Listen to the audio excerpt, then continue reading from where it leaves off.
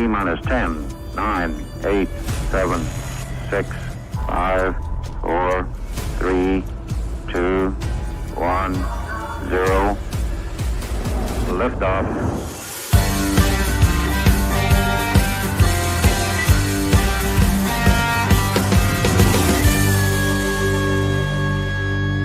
Shake it back! Does that feel good? Yeah. I'm all by my lonesome. I've told y'all before, this is my literal nightmare. I have had absolutely literal nightmares. Oh, wait, I forgot to do what Stevie does. Something like that. So Stevie and Lyle will be joining us here in just a few minutes, hopefully, because if y'all were on this show, it was probably 3 months ago where I had said that I had a horrible nightmare that I had to carry the Shake and Bake show by myself. So tonight is a big night. We have Tony Stewart. It's going to be a literal smoke show on here. And my nightmare, oh, thank God, my nightmare had become true. Hey, what's up, Shake and Bakers? I just did your thing. You did. I was only on here by myself for 1 minute, and it was, I'm sweating. I'm fucking sweating. I was losing control with the people at the front desk. Sorry I'm late. We're testing. Me and Lyle are testing in Rockingham today. We literally just left the track and are blazing in at a high rate of speed. Well, you saved me. Yeah, I was a little antsy knowing that you were going to be here alone with the Shake and Bake show. I'm sorry. Did you say that I was going to be a hero? That's what I heard. No, I said that's not what I said. Anyways, what's up, Shake and Bakers? It's Tuesday and it's May or April or something. I don't know what day it is. Is it May yet? I don't know.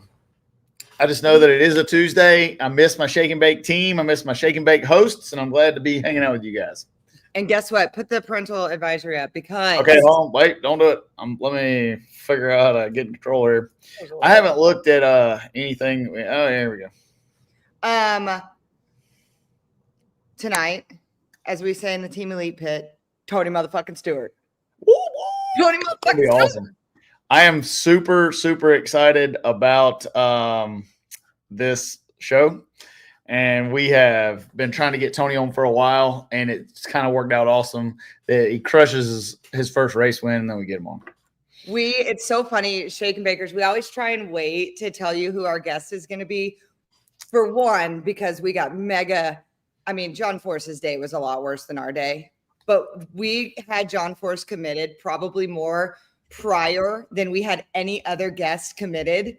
And right. Then Richmond happened, and we all know what happened and all of that. So like we get really trigger shy on announcing guests, but given all of Tony's media last week, we wanted to make sure that y'all knew that he was committed to Shake and Bake from the time he crossed the 1,000-foot mark. So he was like, when he was crossing 1,000 and getting ready to throw the chutes, he was talking to you and saying he was going to be on the show. Yeah, he was like, "Wow, I got to do it. This is why I do what I do." That's what I heard. Give me a uno momento to plug in my computer. Well, now it's not so bad. I can talk to y'all on here by myself because I know Stevie is here. If anybody thanks, Josie. He told us the date. If anybody in here has ever hosted a podcast or done any kind of show, I think you can understand that my back is sweating from having to do that by myself. Like I know y'all are here and I could read through the comments, but right, Stevie, it's different when you don't have someone to talk to.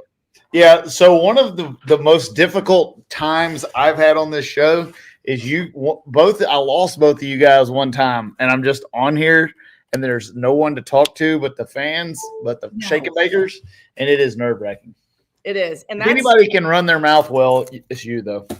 Funny. Well, yeah. And funny story. That's how I got this gig, was Stevie being alone. You got a big mouth. And because you were alone on that. I was alone. You're right. That's true.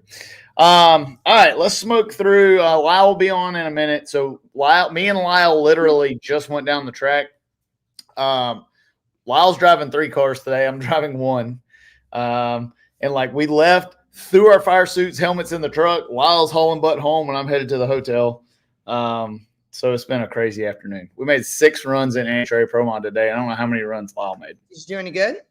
Yes. Good. Yes, we did.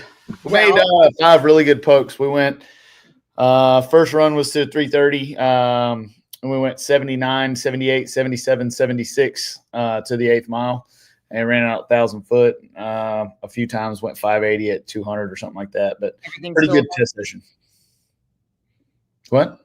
Everything's still in one piece. Yeah, nothing caught on fire or anything. Didn't break anything. It was good. I didn't hit anything. Since Tony's coming on pretty sharp at 7 God's time, 8 your time, you and I can rip through our highs and lows if you want to.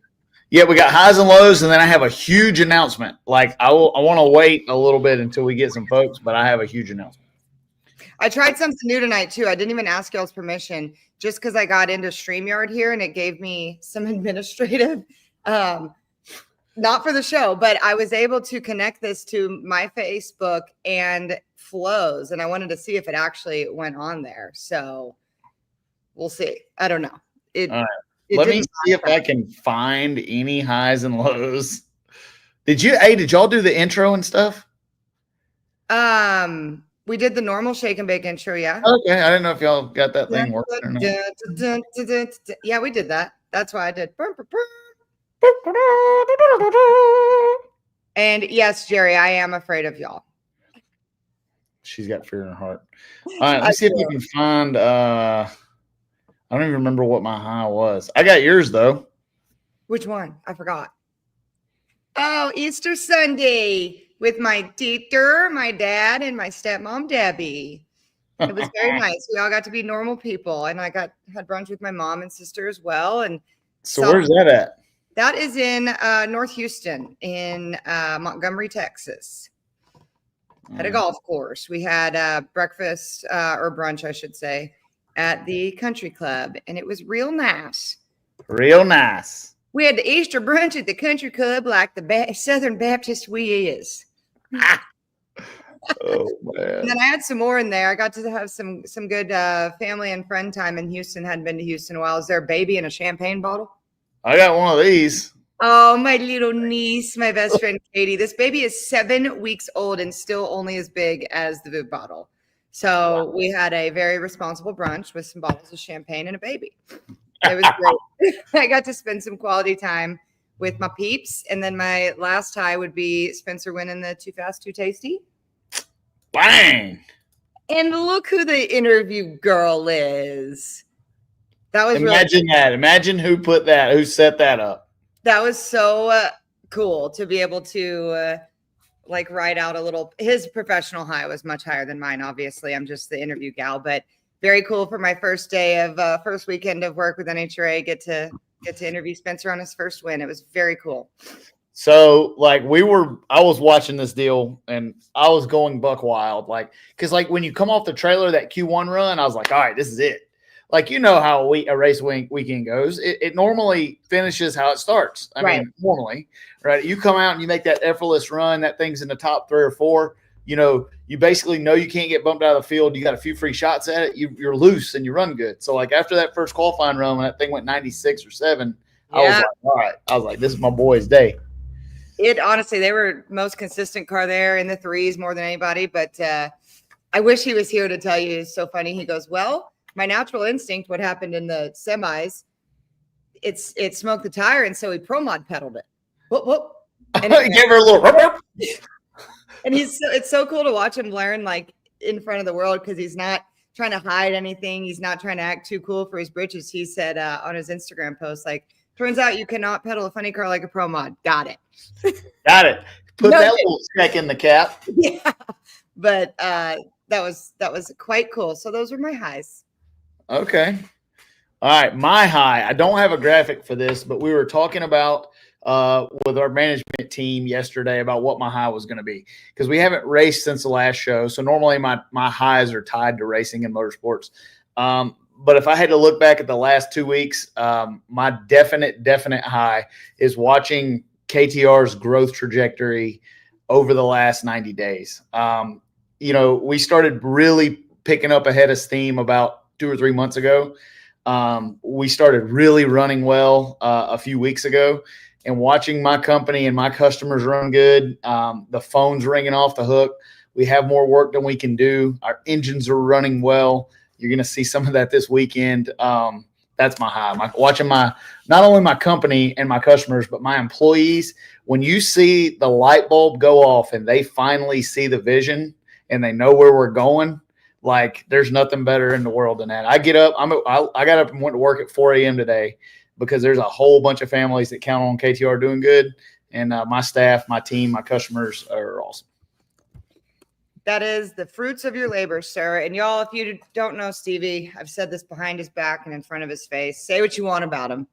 It's one of the hardest working MFers on the planet. So it's good to see, buddy. I work a lot. You do work a lot. Hey, look who's here. Hey, wow. Look.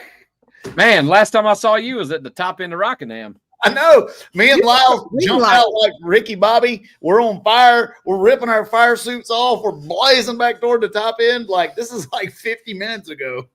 I literally rode down on the scooter. I was like, hey, Stevie, good to see you. See you later.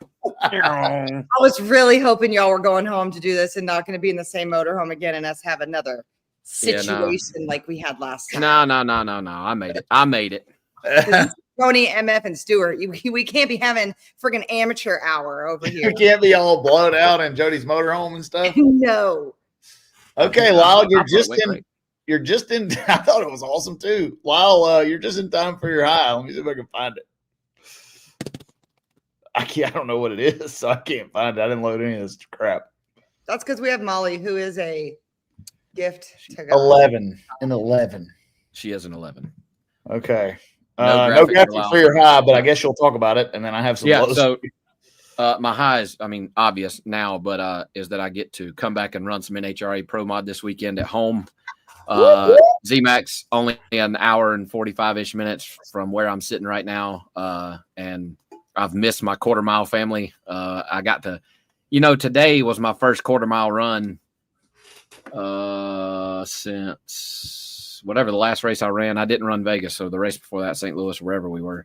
And I kind of forgot how fast those freaking things are when you get down there. Like, oh man, and I haven't made a quarter-mile run in, I don't know, 6 months or something. I ripped Sydney's car down there. When that thing goes by the 8th mile, it's skedaddling. Oh, yeah. And the chute hit, and I'm like, dang, this is cool. Motors at 10,500. Yeah, the first run I made to the quarter was in Jose's car, which is obviously a hot rod. And when that thing got to 1,000 feet, I was like, motherfucker, I am flying. Rockingham's really long. You look out the window. If you needed to. Oh, yeah. If you needed to, like, you could take a car a long ways at Rockingham. But I don't know what it is about that place, but, like, when you get to the quarter mile, it's like, God dang, I hope the chute's coming out. I know. It's going to be so bad. It's your perspective of the shutdown. The track is perfectly flat, and the shutdown is like this a little bit. So when you get there, it looks way shorter than it is. Yeah. I made the first turn every run today, ripping that thing down through there. So I did in Jose's car, and then I was like, there's another turnoff about another 300 feet, and it would be much easier on these carbon brakes if I just took it a little farther. So in my car, I went it on down through there. But you may have saw the picture. It's Erica's, the eyelashes, her name, the numbers, everything's still in the car. And they're like, hey, do you want to change any of this? I'm like, no. Why do that? But they are gonna put my name and my number because I registered with a different number. But the eyelashes staying on. But my high is that I get to come back and run some quarter mile. I'm not a big fan of the 4 wides personally. Both from a racer's perspective and from the fan deal. I get it. Like, it's something different. The NHRA tried something different. Some track owners, Bruton Smith, spent a lot of money to make a 4-wide racetrack. And I think for some people it's cool. It's just not my cup of tea, but I consider myself pretty good at it. If you can pay attention up there and cut a good light, like, you've got an advantage there. So I'm looking forward to it regardless. Taking them quarter mile is something else.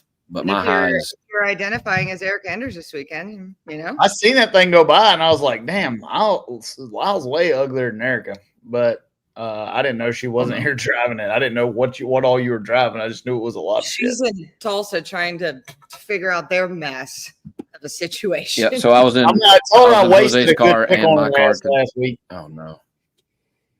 Yeah, don't do that till She's got to after be mine. the pro stock break. Don't do that. Yeah.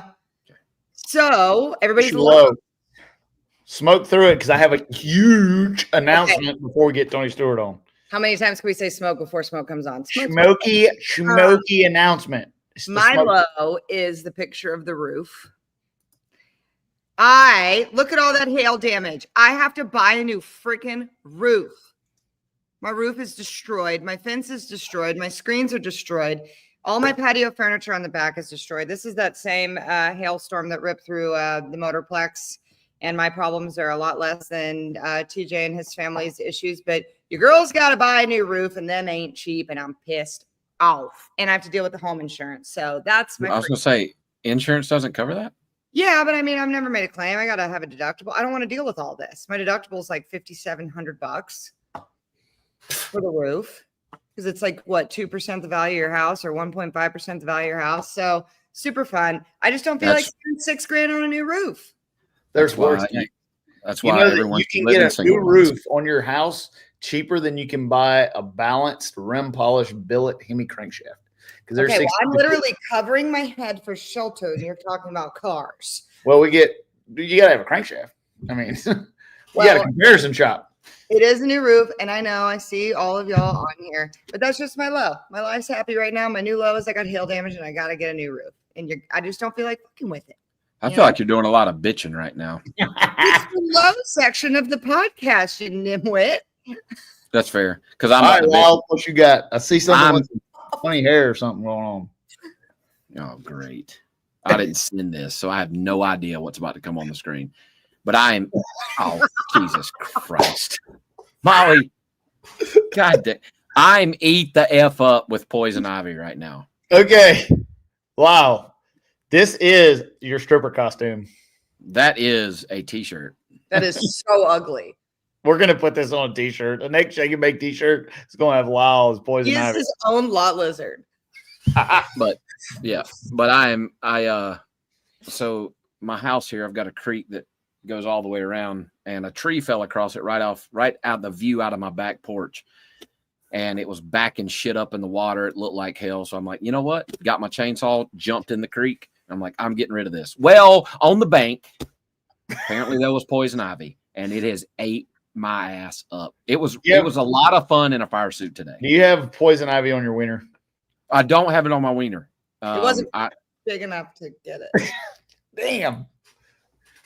I can feel like this is gonna be one of them slap the shit out of episodes. Really? I don't know. Okay, let me get on my smoky low. I've said smoke like 10 times so far. We're gonna aim for 20. I don't want to be a part of this show. All right. So most of you guys know that we went out with Chad Anderson's car and qualified number 1 and won a race. That was a definite high of last week's show. The Welfare Racing League has instituted a new rule change. So now instead of any sort of competitive wins or running good or whatever, we're just going to sit around in the pits. We're going to eat Oscar Mayer wieners. We're not worried about making any good runs, qualifying well, working hard. We don't care if we 60-foot good anymore. We're just going to cash it in, dial it in, and eat some hot dogs. So that's my low, is them hanging 50 pounds on my Buick for making a good run. That's your at boy. The WRL, the Welfare Racing League. That's your boy. Well, that sucks. All right, we got to get on to my huge announcement because we're getting close to having some smoky guests on the deal. Well, you missed this, but I have a huge announcement. Smoke. I have a huge announcement. Smoke. Courtney, never mind. I'm not putting that up. I saw a comment I was going to put up about you, Courtney. But all right, so I have actually 2 announcements. Number 1, let's see if I can find this press release. So I got a phone call from a customer of mine last week. He has a previous engagement next week. His son is getting married and is unable to attend the PDRA. So I have been called in to substitute drive PDRA Pro Nitrous for Tim Papp. Hey, Next week, yeah. PDRA Virginia. Oh my gosh, I have to text Kelsey right now to make a graphic for Flo. Holy shit. When was the last time you made a solid rip in a hopped up nitrous car?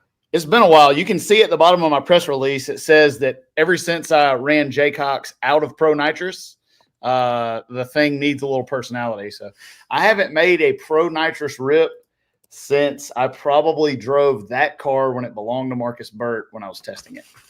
So huge honor. Thanks to Tim That Papp. is awesome. Yeah, it's pretty cool. Not only to get to represent our company, but for Tim to trust us to do that. And not only that, but the Tim Papp's Corvette will be carrying primary sponsorship from Motion Raceworks next week. Be entered Pro Nitrous with some of the baddest drivers in the world, and I'm excited about it. Man, you So got with that, some piggybacking shoes to fill. I know. The man just went low ET at every round, qualified number 1, and won the race and leading the points. So all I can do is go downhill from there. How does the points deal? Substitute driver allowed? No sub driver policy in PDRA. Jeffrey wants to run the car. Tim wants to run the car. They don't want to lose the data for missing a race. So it's hurting him in points, but the car will run. So good. So on the heels of that, the second part of my smoky announcement is now that we are debuted back into Pro Nitrous racing, we have a brand new merch drop we're about to do right here on the show, along with a pre-order sale. Shirts are getting there next week. I want to put this up. This thing is hot. We've worked on it for a while, and I've had it in the hopper because I knew we were going Pro Nitrous racing. The first 25 pre-orders of this at KillenTimeRacing.net get a free shirt of our choice. And I want to debut the new Spray and Pray shirt. KTR, a little ode back to our nitrous days. So got a little nitrous bottle on there, me praying. Jeffrey Barker about to knock the manifold off of it. And I really like this shirt. I think it's hot. That's cool. Yeah. Spray and pray. Let me see. Oh, yeah. I see what you're doing. All right. Well, that's my huge smoky 2 announcements. All right. Look at you getting all excited. Listen, this is Tony Stewart. If you would have said episode 2 or 3 or 5 of Shake and Bake that we were going to have the guests, the caliber of guests that we have on the show, all 3 of us would have just said, no way. Nobody cares. Y'all care. And we got Tony Stewart. All right. So since they put this team together, like all of us in racing are rooting for Tony Stewart. Like I thought he's going to get his first win in like a week, right? He comes out, he's killing the alcohol deal. And it took a little longer to get than what I thought it would. But watching the progression of this deal, it's great for our sport. And I'm excited. I want to bring on Smoke himself, Tony Stewart. There he is. Listen, I'll be honest, I don't even know if I want to stay on here. All I know is I logged on, and the first thing I see is Muttonhead over there dressed up as Poison Ivy, and I'm like, oh my God, what have I signed up for tonight? Hey, we're going to make so many memes with that. We're going to get a lot of mileage out of that. Oh, Molly, I hate you. I'll be honest, the only thing that pissed me off is I couldn't get my phone up fast enough to take the picture of it. We'll send it. We'll put it up. We'll put it back up. Don't worry. I can't wait. I'm getting stickers made of that, and I'm sticking it right on the nose of that drag. Yeah, anybody that wasn't on and see Lyle, this is what Lyle does for kicks in the Love's truck stop parking lot on a Friday night. Oh my God. Yeah, hold on. I gotta take a picture of this. I can't miss this opportunity again. I swear. This is so great. That is, So I mean, good. Oh yeah. I've seen him before. He's wore that on Fremont Street at Vegas. I've seen this. Yes. I seen him drinking a bunch of Natty Lights one time wearing an outfit. No, you didn't. No, you didn't. No, but if we all ever see him wearing that, we're all going to be drinking them ourselves. Just Yeah. Try to get the memory out of our head. It's going to take at least 3 therapy sessions to get this out of my memory bank up here. We'll have one on Friday, just me and you. And I'll wear You need and to I'm gonna be also- wearing I don't know that. if I want to be alone with you after seeing that photo. Well, I feel like that's a danger. Stranger danger. Now that we know, so like all those times Lyle did the Shake and Bake show from the Love's truck stop parking lot, now y'all know what he was actually doing. Oh my God. Yeah, he's lot lizard. Yeah, I was robbing Tony's wife. So Tony, thank you for coming on the show. You've won in everything you've ever raced in now. Long career. You're used to winning where you go. How does it feel to win in Top Fuel? Is it harder than you thought? Is what is special about Top Fuel drag racing? I mean, honestly, it's, you can take the last 46 years of my racing career and it all pretty much fits in a giant bubble. But NASCAR might be on one side of it, IndyCar on another side, dirt track, sports cars, you name it. But they're all in the same bubble. There's all a lot of similarities between all of them, but just differences. You come to the drag world and it is over here on Fantasy Island. And every Friday when I get to the track, I keep waiting for Tattoo to walk by in the white tuxedo going, we're at the track. So or me in a sweet poison ivy dress. Yeah. That's probably the first thing I'm going to start thinking about every week going, man, if I see that eye, I've got to go home. Tony. Hey, if you're nervous before Q1 or something, just close your eyes and visualize Lyle in that dress. And you're not going to have to. I'm going to be standing right at the front wheel of that thing. If he does that, it's either going to produce an 030 light or it's going to be a 130 light. One or the other. No, hero or zero, Lyle. Halloween Vegas. If Poison Ivy Lyle Barnett's not pulling you into the beams, I quit. I'm in. I'm in. I say we lock it in right now. I got to find me some heels.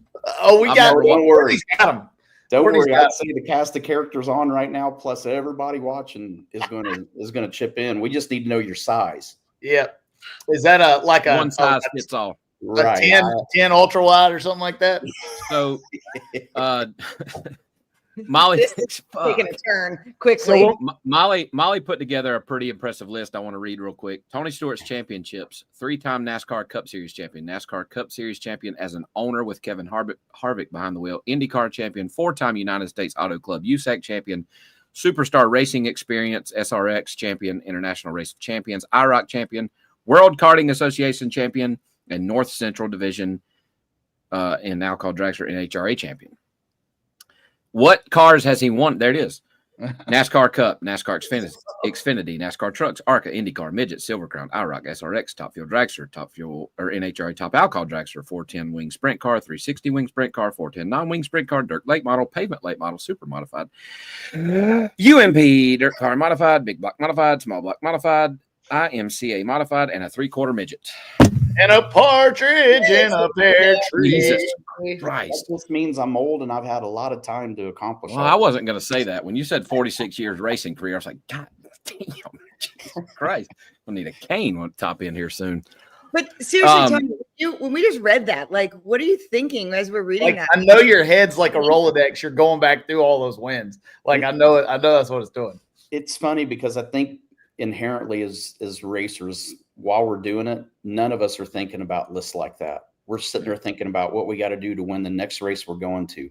And just like Vegas, I mean, you celebrate for a day or two and then, we had a weekend off, so we got to hang on to that moment a little longer than normal. But, back in the day when I was running NASCAR and I was running sprint cars, I mean, you might win on Friday night. Well, you still got to race at a different track on Saturday and a different one on Sunday, or the Cup deal. I mean, you win on Sunday, you celebrate Monday when you get home, and then Tuesday morning you got your nose back to the ground and trying to figure out how you're going to do it again the next weekend. So it's I don't think you really sit and think about it till you get moments, and as you get later in your career, and I'm not washed up and old and out of this by any means, but I mean, I'm not 25 like I used to be. My brain's still 14, so I guess if you take my brain and take my body, it averages to about 30 something. But, you just don't think about it until you get moments where you're really just sitting down. And I think that happened a couple of years ago for me when, when we did the announcement that Leah was going to step out of the car and I was going to be the replacement driver.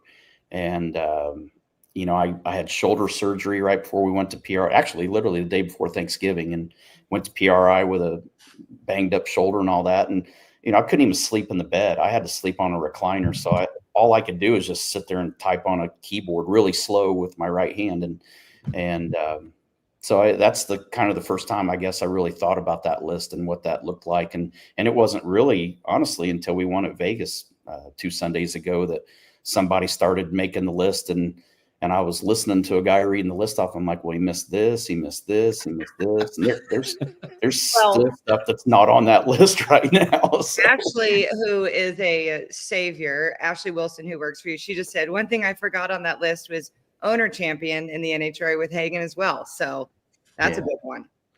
Yeah, I mean, we've won a bunch of 3/4 midget championships as a car owner with different drivers, and it's been fun. I mean, I can't imagine doing anything else than what we do. I mean, that's everybody goes, what do you do with the day off? It's like you you think about the next race. It doesn't matter. Even when we go on vacation, I mean, I've been on vacation with Hagen, and if that's not squirrely enough by itself, I mean, that you literally are thinking about the next race and what do we got to do to figure it out. But, the drag racing side's a little different, obviously, than what I'm typically used to. I mean, all those other cars that are in that other bubble, at the end of the day, I'm directly responsible for it, and I can manipulate it. If it's not set up exactly right, if it's close, there were a lot of times I could get it the rest of the way there, or get it really close to being right, just by changing what I did with my hands and feet. And you cannot do that here, not in drag racing. It's cut a good light, keep that thing to the floor, and just be ready in case something happens. I mean, if it's race day on Sunday and the thing shakes or spins, you got to pedal it, you got to do your job. But I told somebody, I said, I wish every round of eliminations, both drivers had to pedal it. Then I feel like I would at least be equal or having a small advantage on the field, having to do that. But I get excited if we got to pedal it, and I know both of us have to pedal it. I get excited when I hear that. I mean, that's something that I like as a driver, because I feel like it puts it a little bit back in my hands of the success of the round that way. But I love it. I mean, to sit there and, one of the hardest things I remember when I went down to Frank Hawley's school that really bothered me was, I'd never driven anything that I was pointed one direction and looking another direction. And you'd hit the gas, and my eyes, before I could even get my eyes on target down track, I had already covered 100, 150 feet.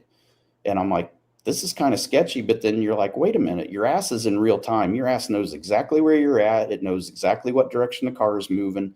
It will tell you what you're not seeing. But, that was kind of one of the things early on that I was caught off guard by, was that it took my brain a long time to really catch up to going from the tree to getting focused on the racetrack. And even when I got in Leah's car and started driving the Top Fuel car in testing, we'd get to the 330 cone and my brain's at 200 feet going, wait a minute, what are we doing now again?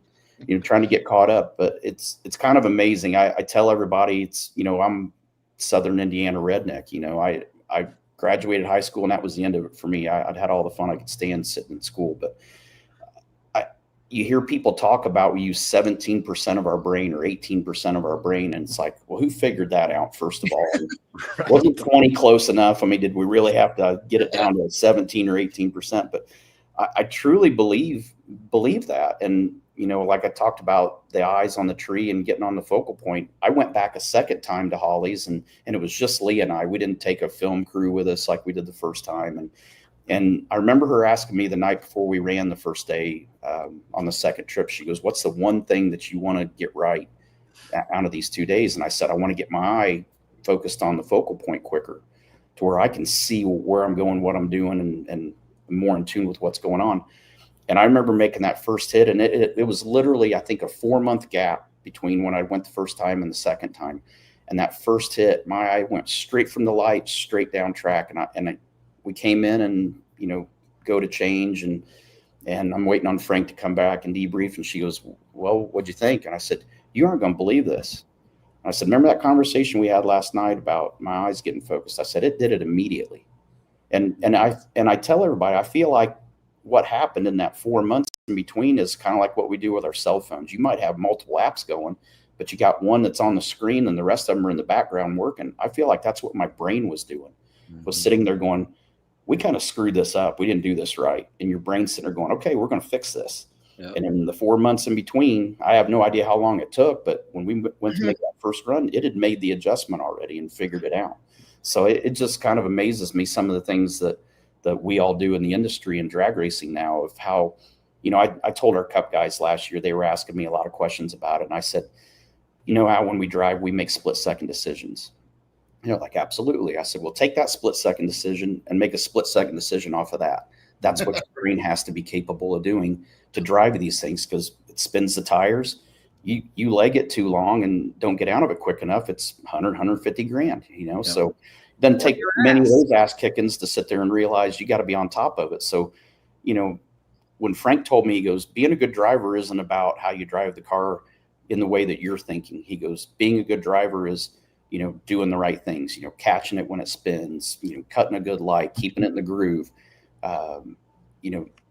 getting your hand ready for the shoot. Living to fight another day. Yeah, and just all the details of it. And I tell everybody, driving the car from the time the light changes to the finish line, that has been the easiest part of it for me. Literally, it's the hardest part of it's all the routine and the cadence of the routine, and realizing how much fuel you're burning every 10 seconds and what it does to the weight and balance of the car.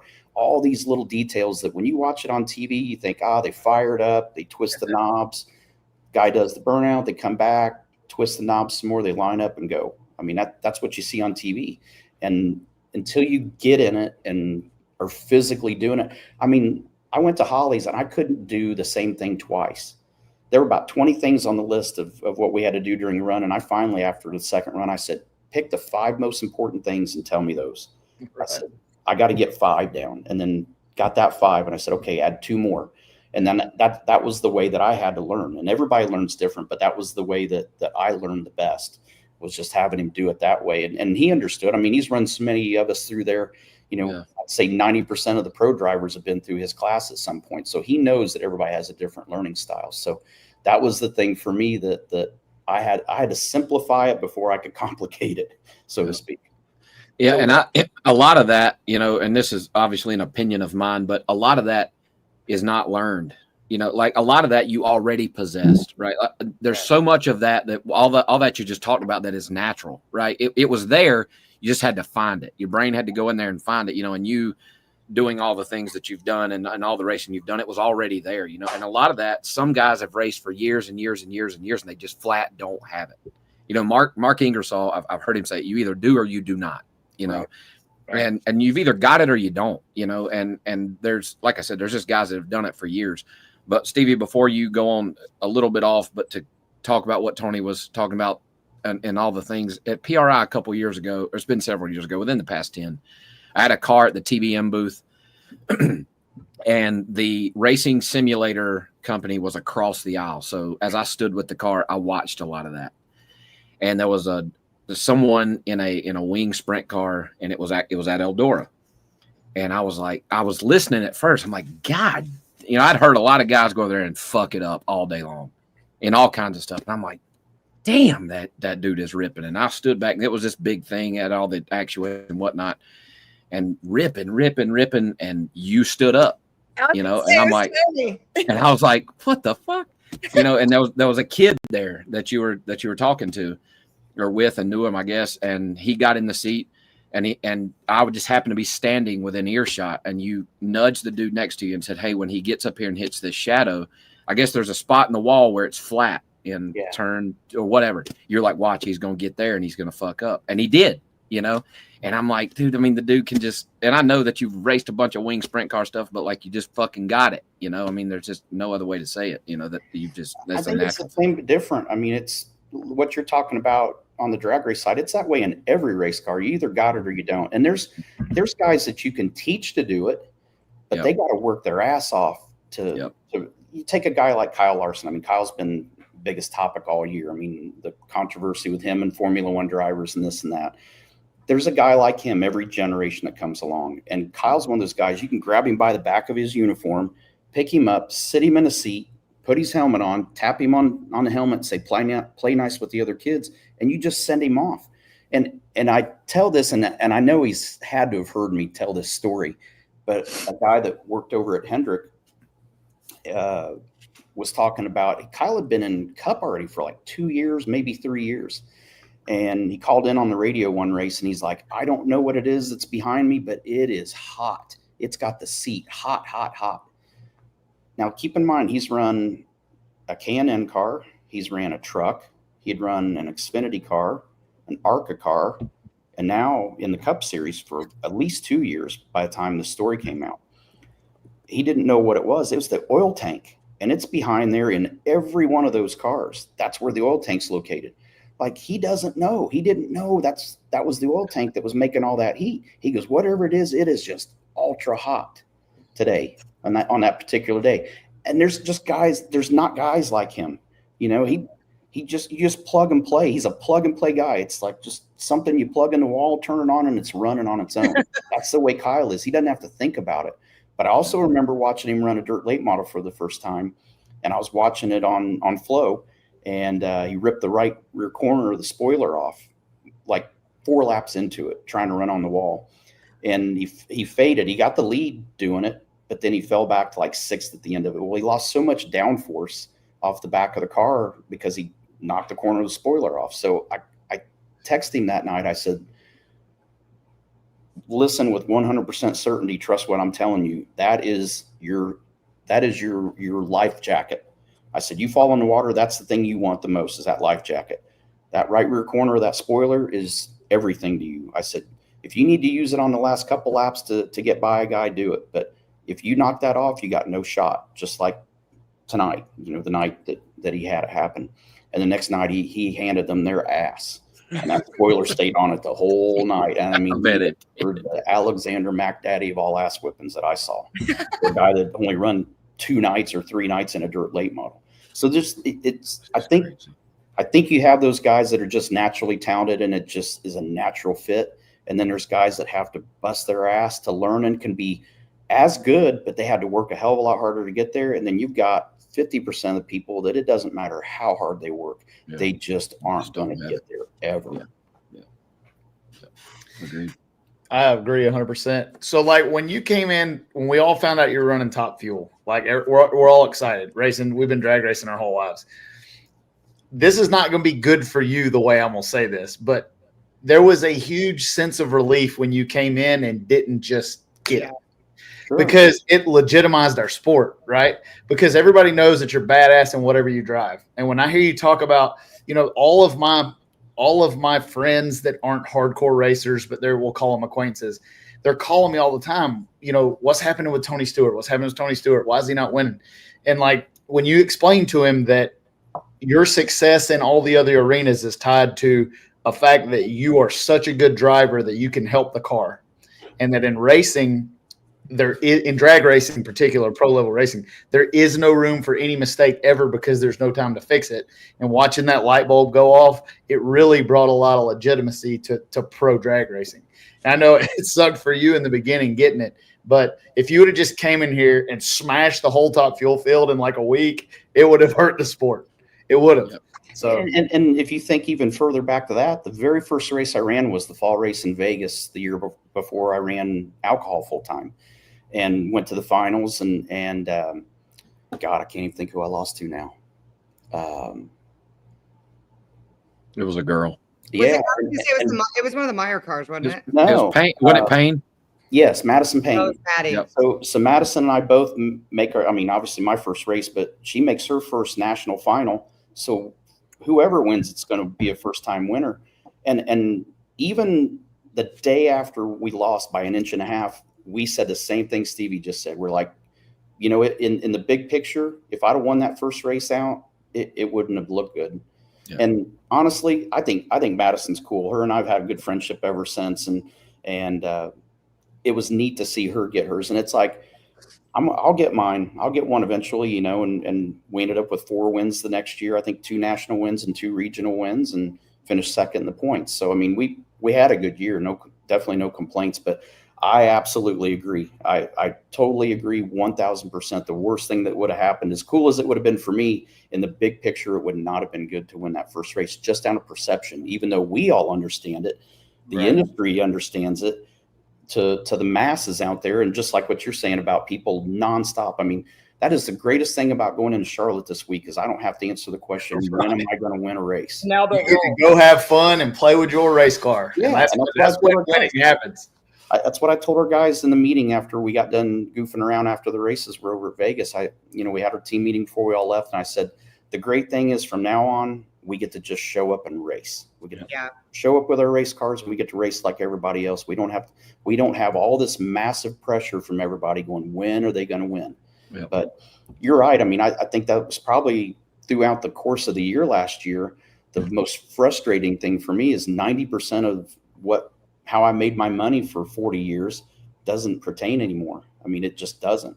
And it's just a different skill set, but it's making sure you cut a good light and, keeping it in the groove. That's what I'm used to having to do anyway, whether it's a sprint car, cup car, Indy car, you have to do that anyway. But it's just a different skill set that you have to learn. And that's the fun part for me. That's probably been one of the most enjoyable parts about it, whether it was the alcohol car or running the fuel car. The learning process is what I like, because every time I've ever got in a different type of car, there's always that group of people going, oh, hell, he's going to step on it. He won't be able to figure this out. He won't be able to succeed in this. And all it does is drive me 10 times harder to stuff it up the ass. So I mean, that just makes me want to figure out how to do it. The hard part was last year, I'm not 70% of the equation anymore. Now I'm the 30% of the equation, and it doesn't matter how hard I try, I can't make it go faster. Right. So that's the frustrating part with the naysayers is, you sit and read online, man, they just need to put Leah in it. She was way better in it than he is. Well, I'm pushing the same pedal she is, leaving at the same time she's leaving. It's like, it's just not going down the racetrack. But the people in the stands, I mean, they just don't get it. I mean, the industry gets it. You guys get it. But here's what the haters don't understand. If you want us to fail, don't talk shit to us. If you want us to make you look stupid, keep running your keyboard, because we're going to ram it up your ass. And that's why everybody on the show thinks like that. That's my favorite part of social media and all this crap is, nobody has to be accountable. They can hide behind their keyboard in their mom's basement and, Ma, make me dinner, and Ma, do my laundry and all that crap. They don't ever have to stand in front of you and talk shit in front of you. They just sit there and run their mouths. So And they won't. No, they won't. It's crazy because I literally have a list of guys that are on my watch list. I got that list. I got a list too. And I sat there at Vegas. There's one guy from out in our area out there that I kept watching for all weekend and never saw him come by, but yet he's still. Well, of course not, Tony. They never see you. There's a couple people that when I see them, I don't know when it's going to happen, but they got a whooped ass. Like either or I do, but we're going to find out. One or the other. Somebody's right. I have a legit question after this. But you mean the ones before this were not legit? Is that what you're trying to say? No, Yeah. That was a good question. No, the first 15 minutes are always bullshit. All right. Yeah, now we're for real. Okay, Courtney, we're ready for you. Go ahead. The floor is yours. I meant from what I'm about to say, because when Erica, Tony, you know Erica well enough, you probably need to have a conversation with her about the haters at the moment. But she, after a little slump, looked right into a camera, and some people talk shit to her for doing it, but it made her feel good. And she called this idiot out, looked smooth into the camera, said, you know who you are, get up off your mama's couch, something or other.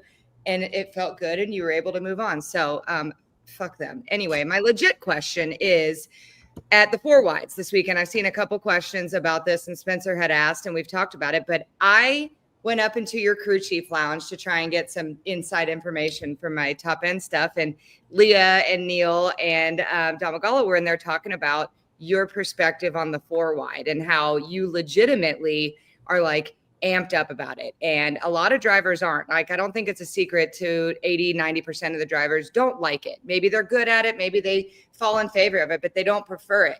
And your situation is totally different. So talk to us about the conversations you guys were having with Leah up in there about Four Wide.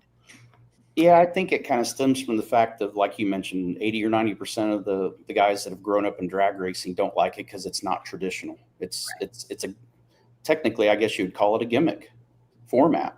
Yeah. But, so for me, anytime that I'm coming in as a rookie and I've got a lot of things to learn and I'm uncomfortable, if you take pros that have been doing this forever and they don't like it, if they don't like it, obviously they're uncomfortable with it. Right. So if they're uncomfortable and it brings them down to here and I'm starting down here and I'm uncomfortable, but I don't know any better, that just elevates it and levels the playing field in my eyes. So I think that's the first reason I liked it. But then I just looked at it like it's a Saturday night short track instead of just running one heat race and you got to finish in the top 4 or 5 to transfer to the A. You got to finish in the top 2 and then go to the semi and got to finish in the top 2. You go to the main, and then it's no different than lining up with 24 guys. And if you want to win the race, you got to beat 23 of them. I only got to beat 3 of them here. Right. But I understand it. I mean, I get it from guys that have been around it for a long time.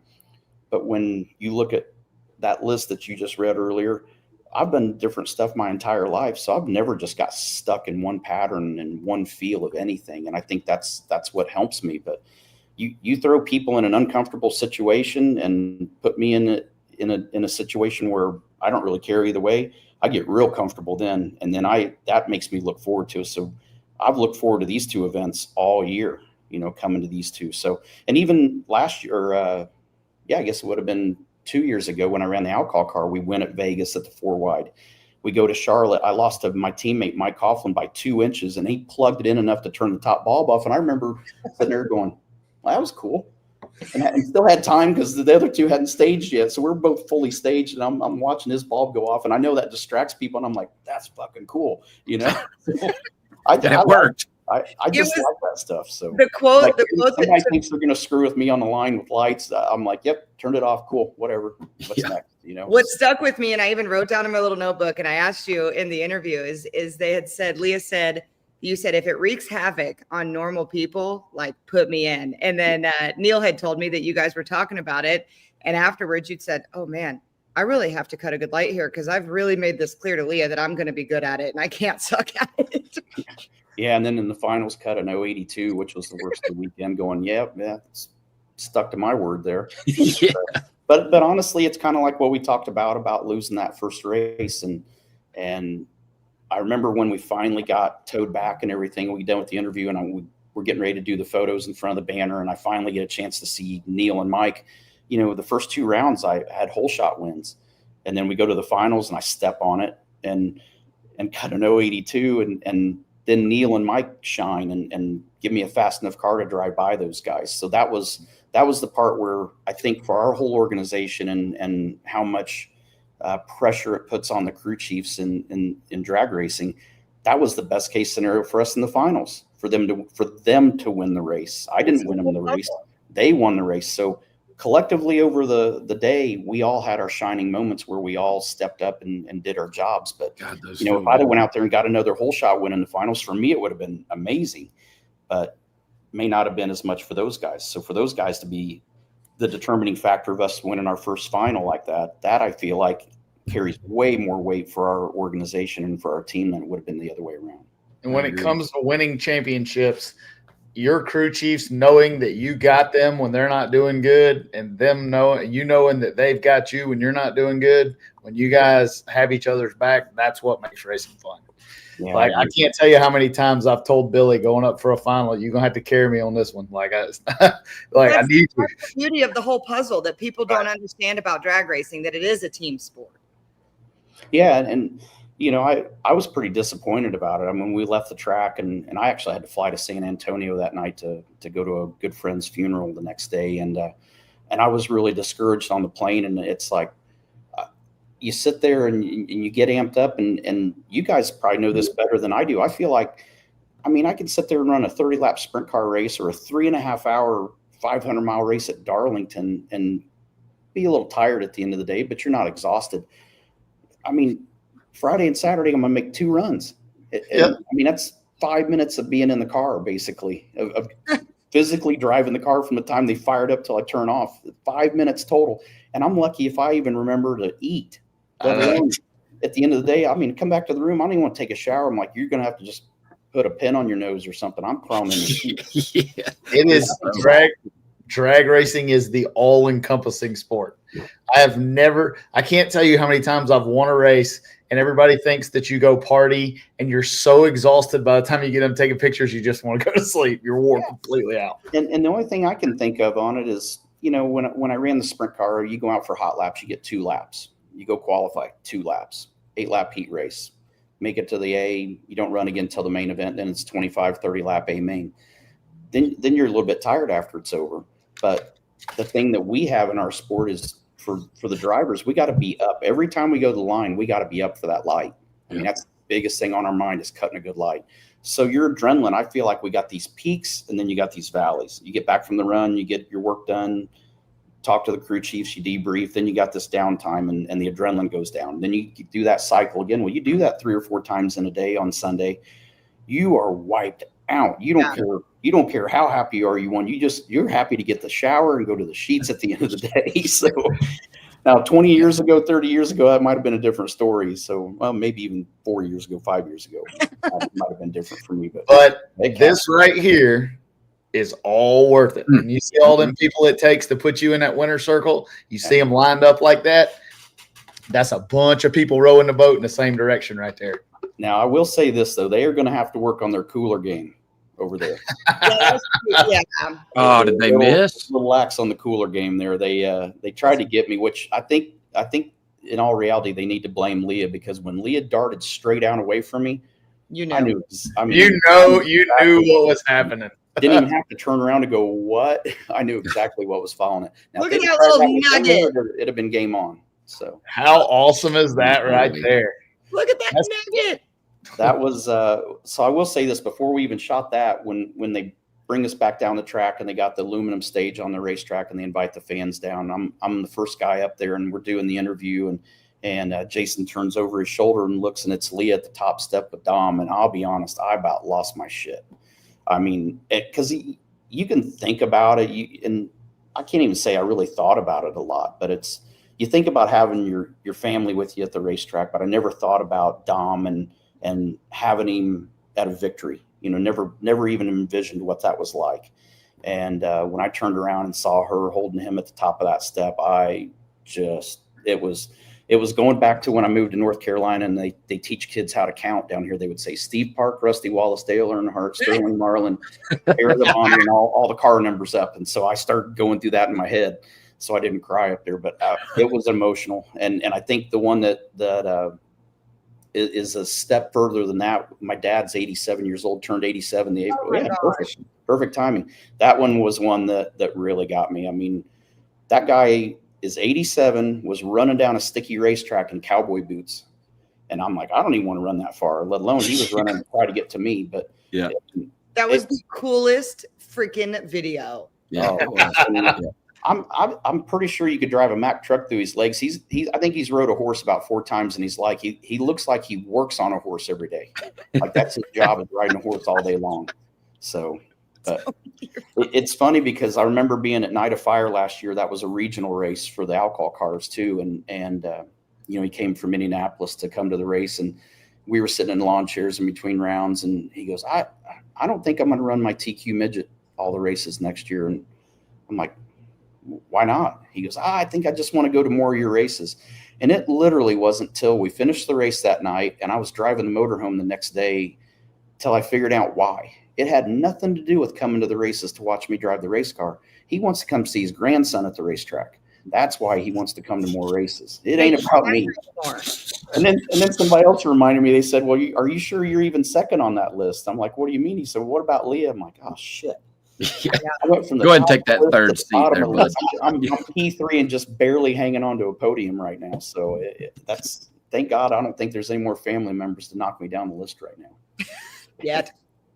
One thing that was really cool was reading all the social media, all the congrats from all the racers and all the sanctioning bodies, on social media. That's a really cool deal. It shows how much impact you have across the motorsports. There's some big names up in there. Right. You got a lot of folks that are really good at what they do, pulling for you, and that's exciting. Oh shit, old Matthew Dillner Flow Racing made it. Look at that. Old Dillner. Yeah, that is Tony, you really did. And I know we told you through 30, but we have a couple of mandatory questions we have to ask before we go. But I know that you brought a ton of eyeballs to our sport. And I don't know if you truly comprehend that, because I think I'm right here, and I may get some shit for saying this, but drag racing is all I've done in motorsports, right? And we've always felt like a little bit of the stepbrother to everything. And it didn't matter to us because we know what we do is different, and it's cool because it's different, but it's different and people don't understand it. And there's a whole window of people who have given it a chance because of you. And I know people fluff you for this all the time, but Stevie, Lyle, I mean, I think y'all can agree with this, that what an opportunity for new eyeballs and to boast the thing that we've been trying to explain why it's cool for so long, that like you get that pedestal, you get to be the one to do that for us. So like, that's pretty cool. I think it's probably one of the things, especially last year. I mean, 2 years ago when I ran the alcohol car, we saw a little bit of it, but definitely running the Top Fuel car last year, I saw this a lot. And you would see NASCAR fans and, you'd be out signing at the ropes and they were like, oh, we've been NASCAR fans forever. We miss you there. But this is our first drag race. And I'm like, well, what brought you? And they said, well, you. And I said, well, if you get a chance before you leave, swing back by. I want to hear what you think about it. And when they did, and when we just catch somebody at the end of the day, and the first time you see them, and they say it's our first drag race, and you say, well, what'd you think? And the number one most consistent response was, we had no idea. And it's like, that's what I tell everybody. It's like, you just got to go one time. I said, Fox does an excellent job. Flo does an excellent job of showing it on TV. But until you're there, until you smell it, until you feel the concussion when the cars go by, when you can walk through the pits with your ticket and go right to your favorite driver's pit and hang out, I mean, you can't get that anywhere else in any other form of racing. So to see these people come and do that, and I remind them, because it's like sometimes you almost see in their eyes like they feel guilty for saying that they like it, like they're not allowed to like two things. And I'm like, it's okay. You can still be an IndyCar fan or a NASCAR fan or a dirt track fan and watch this too. We're part of it. I can't. You got to take this away and add this over here. You can just keep piling it on and watch all of it. It's great. I can't tell you how many times we've brought someone to an event that has only seen drag racing on TV. And even our cars, they're much slower than you guys, but they see that thing zipping by at 250 miles an hour. And they're like, oh my gosh, it looks so slow on TV. I said, I know, it's not slow here. Like, it's a real deal. And that's always the same reaction. They're like, there's human beings in that car, especially you guys. Like, if you take somebody that's never been to a drag race, yeah, they like being on the starting line. But if you take them to 1,000 foot and let you guys go by, it blows their mind that there's a human being in that thing controlling it. It's cool. Yeah. I remember we I think the 8th, 9th, and 10th runs that I made in Leah's car were at Charlotte after the 4 wide in the spring, like 3 years ago or 4. Well, I don't know. It had to be more than that because it was still a DSR car. So it had to be 4 years ago.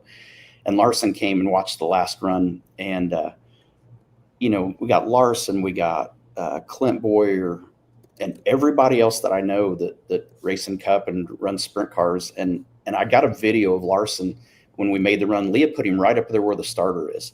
So I had to drive by him, and he turns around and he's grinning from ear to ear. And she goes, "You want to get in it next?" He goes, "Hell no." Nope. These guys, and I brought Clint's name up because Clint's too stupid to make good decisions. Let's just be realistic about it. I love him like a brother, and he's extremely intelligent, but he's not really scared of anything. And he goes, "There is no way." He goes, I'm like, "Well, just sit in it and do the warm up." I'm not getting in that thing. They don't want to get in it on jacks. You don't want to say that to me and Lyle, because me and Lyle will be rolling around like polar bears in the pits trying to dive in there. Be careful. I'll warm that son of a bitch up in my poison ivy dress. Listen, oh my God. They're just mad because we had a bet. Yeah. I got to warm up a dragster and a funny car before they did. So I won. You didn't do it in the poison ivy dress and heels. Yeah. So. I'm telling you right now, I'll be willing to step out for a warm up if you do that. Ooh, buddy. How bad do you want it, Lyle? Watch me find one before Friday. Watch me find one before Friday. Lyle's going to be at the Dollar General in about 15 minutes. I'll call the Halloween store. Amazon's bound to have one. But you have to show up just like that. Hair, everything. Dude, we're going to get so much mileage out of this. This is you don't be do awesome. it. If you don't think I'm not going to have that on the screen at NHRA Charlotte this weekend as your driver photo by the end of the race, you don't know me very good. It is going to be on there. If you're watching, I need you to send that in. Whatever you need me to do, Stevie, to help facilitate that, I am ready and able. Hey, I work for them now. I think I may bring cameras over and it become a whole thing. Oh, yeah. So when did this turn into fucking just lay it out? Because you're the one who got poison ivy. You climbed in the fucking river. I did. It's just like a motherfucker right now. Anyway, listen, we got to let Tony go soon. So Lyle, you get one more. We had decided. I don't even have to go anywhere. I don't even know how long you guys are on, but I don't have to go anywhere. My wife is still somewhere between Atlanta, Georgia, and here because usually, Tony, we just kind of like get in where we fit in, but with you, we were like, okay, we have to organize who's asking questions when and go in a circle. And now it's Lyle's turn. This turns into a shit show real quick. Gosh. I do want to know, can we, and would you be willing to get in a pro modified? I'm going to have to work up to that, bud. I feel like driving a fuel car is way easier than driving a pro mod. Because listen, you got to remember, I didn't start going to races on a regular basis till I started dating Leah. And every weekend, somebody was tipping over a pro mod. I'm like, this might go into a damn sprint car race. But you'd be great at it. You'd be great at it. But they are a handful. it's going to take some practice to get to that level. I feel like What even about though funny car? you mentioned they're slower, they may be slower, but man, I look at those bodies and I'm like, golly, they have no side force in them. I mean, that thing gets sideways and the bottom of the doors are rolled under. I'm like, oh man, I know what happens here. This is Daytona and Talladega all over again. But I mean, that's what I'll do to get them to go through the air. But holy crap! What about a funny car? Would you get a funny car? Yeah, I've drove Hagen's funny car. Okay, I didn't know that. Yeah, that didn't bother me. Speaking of Hagen, I feel Speaking like of Hagen, Courtney's been waiting for this opportunity for what 2 do hours. you think of these photos he's been posting Oh on the my internet? God. What is this? I Tell me. haven't even had the energy to text him and go, WTF. Because I understand what he's doing with like the game day fit and all of it. And Hagen, I know him well enough to know that this is exactly why he's doing it. But if you zoom in on his glasses, he's doing this himself. This is him, right? Chloe's not there. Nobody's there. This is epic Are you because sure that he's doing that himself? That he's I zoomed all the way in. I think it's a tripod. I bet you did. Oh my God. I bet All I know you is did. I remember him and Chloe when I first was getting to know them better. And I remember he was talking about his fan base and how it was some of his fan base was coming from a totally different direction in the field than what he was anticipating. And I feel like he just poked the bear again and is reintroducing that reaction. All year they've been creeping, and this one I feel like it jumped over the Poison Ivy River. Now they're going to be coming from OnlyFans, apparently. What it looks like. Jesus. My Lord. And let us not forget, that's a brand on his chest. We cover, and he was dumb enough to do that. And then here's the dumb part about it. We call him our special boy because sometimes he does stuff and doesn't 100% think it all the way through. Like he did this, and then we raced a week later. Like it didn't even have time to heal. It was still, yes. Oh man. He had scabs everywhere. And I mean, when the shoots come out and he was leaning into that because he doesn't have a choice. His body's going forward. He does not have to. I mean, I'm like, you couldn't wait till the off season when you didn't have to worry about putting seatbelts over your chest. I mean, yeah, and that don't heal quick. No. That's not like you scraped your knee in the driveway there. yeah, I mean, I'm trying to figure out what my next tattoo is going to be, but I'm damn sure not going to do it on Monday of a race week. I mean, I'm not the smartest guy. Like I said, I'm a dumbass from Southern Indiana, but we're smart enough to not do that. I just feel like y'all's personalities are so perfect, and Ashley or whoever is behind what you're doing on your social media with like the no hands eating and the guessing games and this and that. Tony, I don't know if you saw the one that I got Richard Freeman to do with the money trend. Oh yeah, I couldn't believe you got him to do that. Well, it started from his ego because he came in there and shocking, right? Also, for you fans at home, Tony and Richard are boyfriends. Leah is totally okay with it. And he came in and Eric. You could have picked a better one than that. Oh my God. I'm telling you, it's just like what she's saying about Matt. I mean, you just meet people that you click with right away, and it's like, oh my God, us together. It is. I'm telling you, we were at PRI probably, God, I guess it had to be 2 or 3 years ago. We were at PRI, and I don't remember. We were on the corner of a couple aisles there, and we got BS and back and forth. And next thing, I had my face pointed toward the booth, and he was facing backward, into the aisle. I finally turned around. There had to be 40, 50 people listening to us giving each other shit. It was unreal. And that's just what we do all the time. I mean, literally all the time we're around each other, we're just picking at each other. So, I wish you would grow a goatee so you could twirl it. Oh my God. Man. no way. When I saw that, your social media deal with Richard, it made me laugh out loud. Well, I tell him it's full start. It was like watching a crash, a car crash. You couldn't stop watching it. He was pretty good at it, but Eric and I were doing it and he made fun of us. So I said, it's not that easy. You try. And then he nailed it. And he was like, I'm a star. Put that on there. Send it TikTok and send it. But I think that you and Richard, me and Ashley need to figure something out. You and Richard doing some kind of trend would absolutely smash the internet. It would be out of control. I don't know if this week's the week to do that and poke the bear with him. He's I don't know him that well, but I know him well enough that his nose hadn't been in anything but work for the last couple weeks here. I mean, he's He is, It's but not he's somebody that's he's going to the lay kind of down and guy die. who, like, everything that we do is, and you know him well enough for this, you've been on vacation with him. Yes, all the things are going on, but like while that's going on, we did that video, and like he's a big advocate for this is what we get to do because of what we do. And so if it is shit, we got to figure it out and all the things, but he makes sure to keep the vibe as far up as it can be. And that's been a transition of Richard over the last probably 6 or 8 years that he's been pretty good about that. But when you walk into our pit, it helps. It helps. I'm like the big mixer. I'm like a KitchenAid mixer. I walk in there and stir the entire pit up when I go in there. You do. Wait, hold on. Can you tell the story about the cameras? So Bobby Lagana, we were parked next to him, and I don't remember. I think it might have been Phoenix or possibly Phoenix last year. And we come in the morning, and the guys see this camera stuck to something up high, and it's, got night vision and all this crap, and it's got a little red light on and all that. And so they climb up there and realize it's just a dummy camera is all it was. But they had run a cable with it across the top of our trailer and had a cable run into the back of it to make it look like it was live.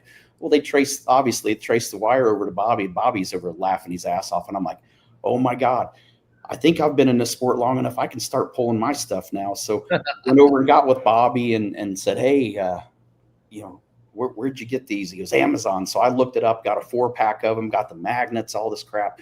I started putting them on different trailers each week. And so I went over, and I think I had 3 of them on the hospitality, or no, it was on Erica's trailer. One underneath where you could see the 4-link, and, just had them in different spots there. Man, I guess the guys got all upside down the next day. But I remember coming in, and I went over there for something, and Woody was talking, and I'm like, man, he goes, I don't know what to do. I said, man, if it were me, I said, I'd take one of those damn things. I'd go down to NHRA and demand that they do something, because it's a KB car that's doing it. It has to be. And I mean, I'm just sitting there. It's like sitting there with a wind-up toy going, and just watching them all start vibrating across the floor. So, I mean, I literally about had Woody convinced to go down to NHRA and see Ned and say, hey, we got to do something about this. And they finally, and the boys took it apart and said, there's nothing in there. And he still was convinced there was. I told him, I said, well, you got to remember, I said, the technology of this stuff, everything's getting smaller and lighter. I said, they probably just didn't make a new housing for it. They just put the new guts in there, and it's way smaller and this and that. And they're, oh, yeah, we didn't think of that. So they were buying into it. And then Richard, you're just another. Tony nudged me. I had no idea what was going on, and Tony nudged me, and he goes, film this. Yeah. And I had no clue what was going on, and I caught on about halfway. And I'm like, oh my God. And Richard told me, remember, he goes, fuck you, Courtney, you go work for him. I said, okay, bye. So next time I say film this, that means immediately get your camera out. It's going to be worth it. I listened, didn't I? I'm a good girl. Yeah. Oh, yeah. God, that's awesome. I was thinking to say that. Richard was, and we were crushing KB at this moment. So in the fact that he put one up underneath, Declan and Connor were like, how'd they get under there? It was probably the best prank I've ever seen pulled in person. We literally did that. If you think back to Chicago last year, we all go to Don Schumacher's memorial and stuff in town, and came back, and Leah's in this nice dress. I'm in these nice clothes, and I'm like, hey, we got to get caps this week. So we literally in dress clothes. I mean, she's in a dress. We go, I had to steal a ladder from whoever was pitted behind him, and I don't even think it was a Nitro team, but they had a tall ladder, so I stole their ladder for a minute. Bring the ladder in. I got the cameras all in my hand and this and that. Well, they had like 2 cars that were just patrolling the pro pits all night long, security guys. So it would be like Leah's standing out at the front of the deal going, car, just tip the ladder on its side, get down, put it back up, get the other car comes around 30 seconds, like down and back up. It literally, they literally were about to fist fight in Cap's pit the next day. Like one of the main guys accused somebody else of doing it and this and that. It was like I had to go over there and tell everybody, say, this was me. It's not you guys internally. Quit fighting. If you want to fight, it's me. But I think this is too funny to fight about, but we'll do whatever we got to do. But Tony started shaking up drag racing. Oh, I love it. I love it. God, that's all. That's the first time I've heard this. Oh, I'm gonna find the. Lyle, we are going to do this in the Pro Mod pits. The problem is we'll probably all get beat up. Like it's rough in the Pro Mod pits. Well, I just figure you won't get them back. All I cared about was getting the magnets back. The magnets were the expensive part. The cameras were cheap. I'm like, we're going to get this. We're going to get these back somehow, and they're going to come back all smashed. But yeah, and you always put somebody else's logo on it. So then they got to go down and they got to answer to it. It was the red light for me because it looked bad. What about at Brainerd? What about it? All the little Mahindra foam red balls everywhere. Was that you? I don't know anything about this. That was you?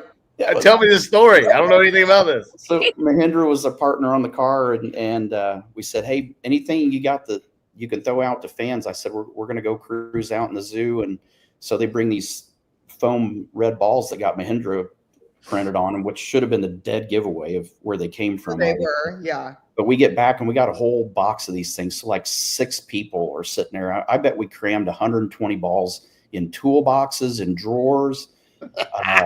Every scooter had them. I mean, you name it. We had them crammed everywhere that we could find a place to put them. And I mean, we got them all in there, and thank God we did, because I was crying and laughing so hard. I was like, I can't put another ball anywhere because I can't see you to figure out where to put them. and the guys on the team were sitting there weeks and events afterwards saying, we're still finding these damn things, which is great. That's exactly what I wanted. Yeah. If anybody thinks that Tony Stewart's like all serious and a dick, not. I mean, I have that mode. I have that gear, but you got to dig deep to get that. When you get it, it's hard to get it out of gear. Well, the rest of the time, I like screwing with people and messing around. You found the fun people to screw with, like Richard. Yeah, oh, yeah, absolutely. I'm going to find this video. Wisely. Our next episode of Shake and Bake, I will have this video because it was absolutely hilarious. The problem with people like me and Tony and Richard and Lyle is we will take it way too far. Oh, yeah. Way too far. Yeah. Like past where it gets fun. All right. I want to bring this up to, I need an opinion on the Shake and Bake show. All right. So we all know that this is Lyle's new calling card. Okay. So what I want to know is, do you see any similarity? Oh no. Between this, put this in your mental bank. Oh, okay. God. And this. Oh. All right. This has completely derailed at this And point. this is what it Do you feels like. remember? I saw a fan comment. Do you remember the movie Gremlins, the first movie where the gremlin comes out in the mini skirt? Yeah. I know y'all remember that from like back in 1985.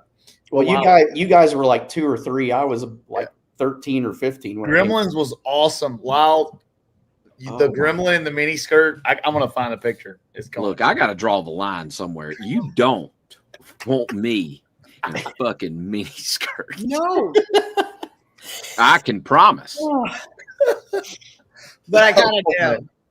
Oh You're man, my fine. brain's hurting. Oh, it's yeah, smaller. yours is hurting. Mine's sitting here. I'm about 4 gear changes into it, going, well, what if we do this to him? And what if we do this to him? I'm already working on the plan. Great. Oh, it's gonna be The good. thing about playing this game, like you Hey, said, we all Papa take- Tidwell is gonna have a fun race this week. Yeah.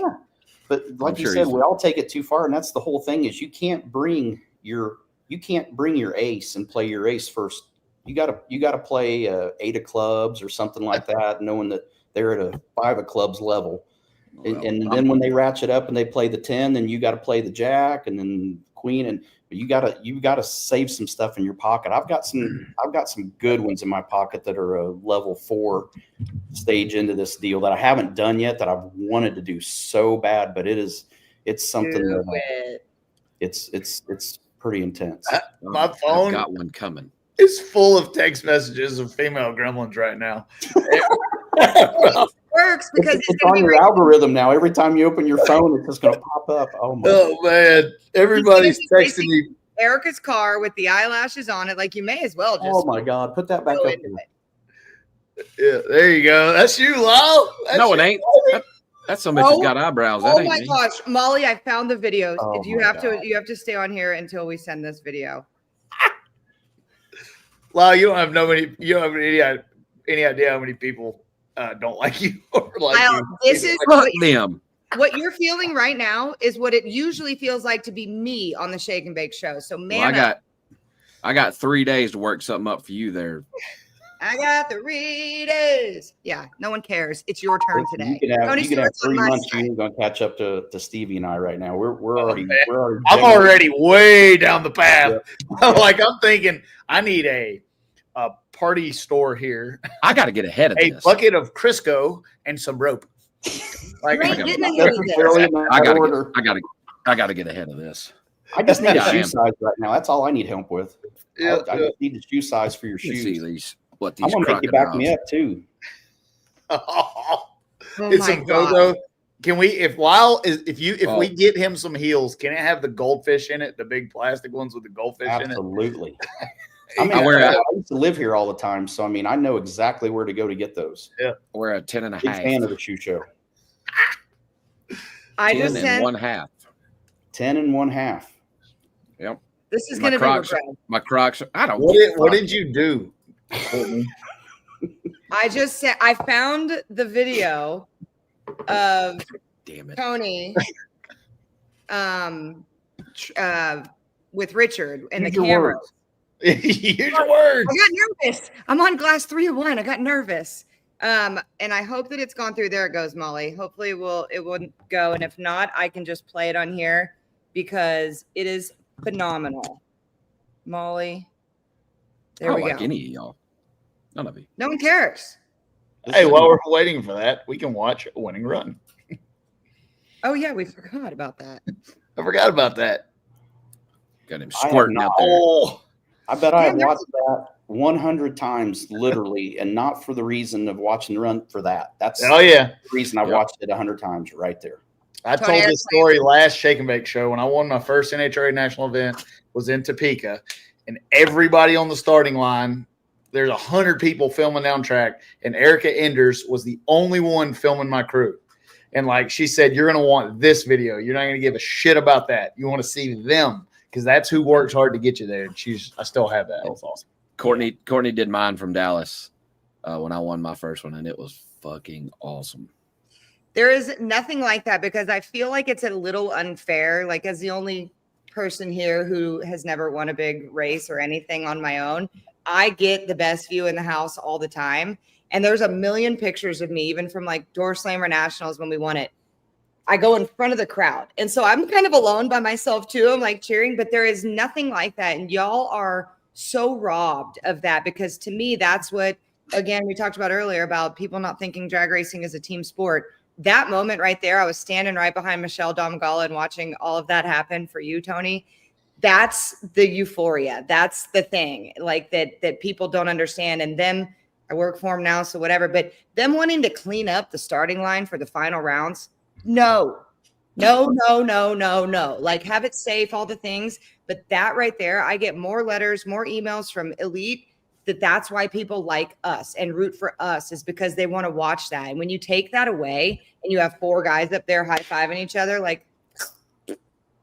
Yeah, I think watching that video and then the one that we had internally from, I think, Ashley's camera, actually, I mean, seeing the funny car team up there too. I mean, seeing us in one thing that's big at TSR, we say we're one team, all team. And so having those guys at the line and, you know, having the Top Fuel guys up there when Matt's running the finals, I mean, that's a big deal to us and being a part of it because if one of us wins, we all win. I mean, we all have a hand in it indirectly. So, you know, that's a big deal for us. And you know, you get out at the top end, literally everybody was going, who were you pointing at? I was pointing at Austin Prock. You thought Prock had one funny car right in front of us, and he's sitting there pointing at me, and I'm like, hell yeah. And it's photographers, and it's Kelly, and I'd already punched her in the arm when I got down after first round for the whole shot win. I was so excited because I finally got a whole shot win. Punched her in the arm. I had to sit there and go, I am so sorry, Kelly. I didn't mean to hit you. You know?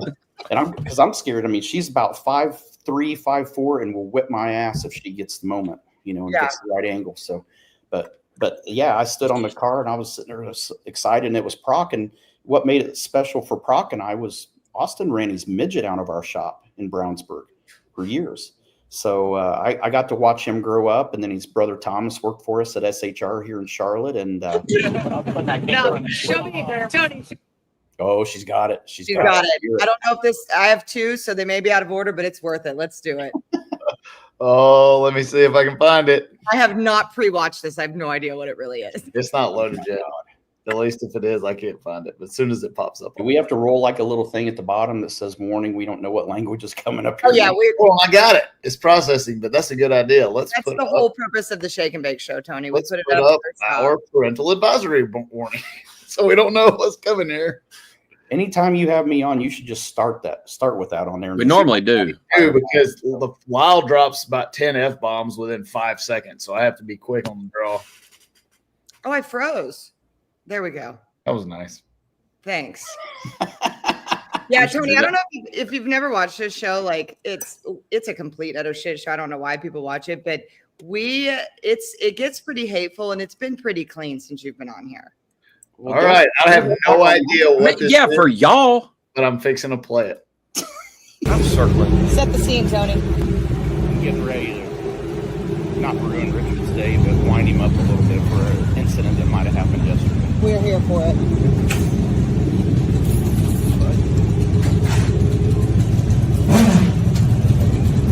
We doing some of that important ownership? Huh? We doing some of that important ownership? Well, I had to take the elephant's little paw.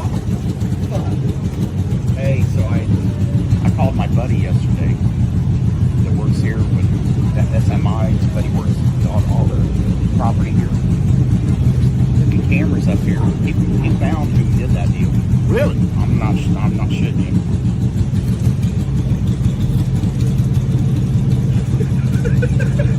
You stupid motherfucker. God damn. God damn. You know who you look like? He reminds me of that, what's them 2 motherfuckers from Talladega Nights? Ricky Bobby That's what and he looks like. Cal Naughton. God damn. You first your last. Did you get your cameras back? Yeah. That's I needed the magnets. Hey, I you didn't gotta give a shit about the cameras. You need to post that. Say it's camera No, it's post. mine. This is my video. Yeah. I need It's it. working for me He right recruited me. I work for Tony now. Fuck you, God Richard. damn. That's fucking awesome. Oh man, Tony, if anything, it went down exactly as we told the story. Yeah, he's too stupid to even look up. I said that those light poles all got cameras on them, so they can kind of monitor the pits at night and stuff. He never even looked up there to see if there was a camera up there. He wouldn't have known if there was or wasn't. Oh my gosh. I have yet to receive my first TSR patient. Oh man. Started working that day, so I don't know what's going on. We're gonna have to prorate it. It's fine. I said so quickly. I work for him now. Fuck you, Richard. I might have All right, to borrow we what got I'm gonna pay you for that and put it toward Lyle's his prom I photo don't know thing. it. My Wild water. is poison. But I was putting that Now, camera in there. show me, Tony, show me what you showed him.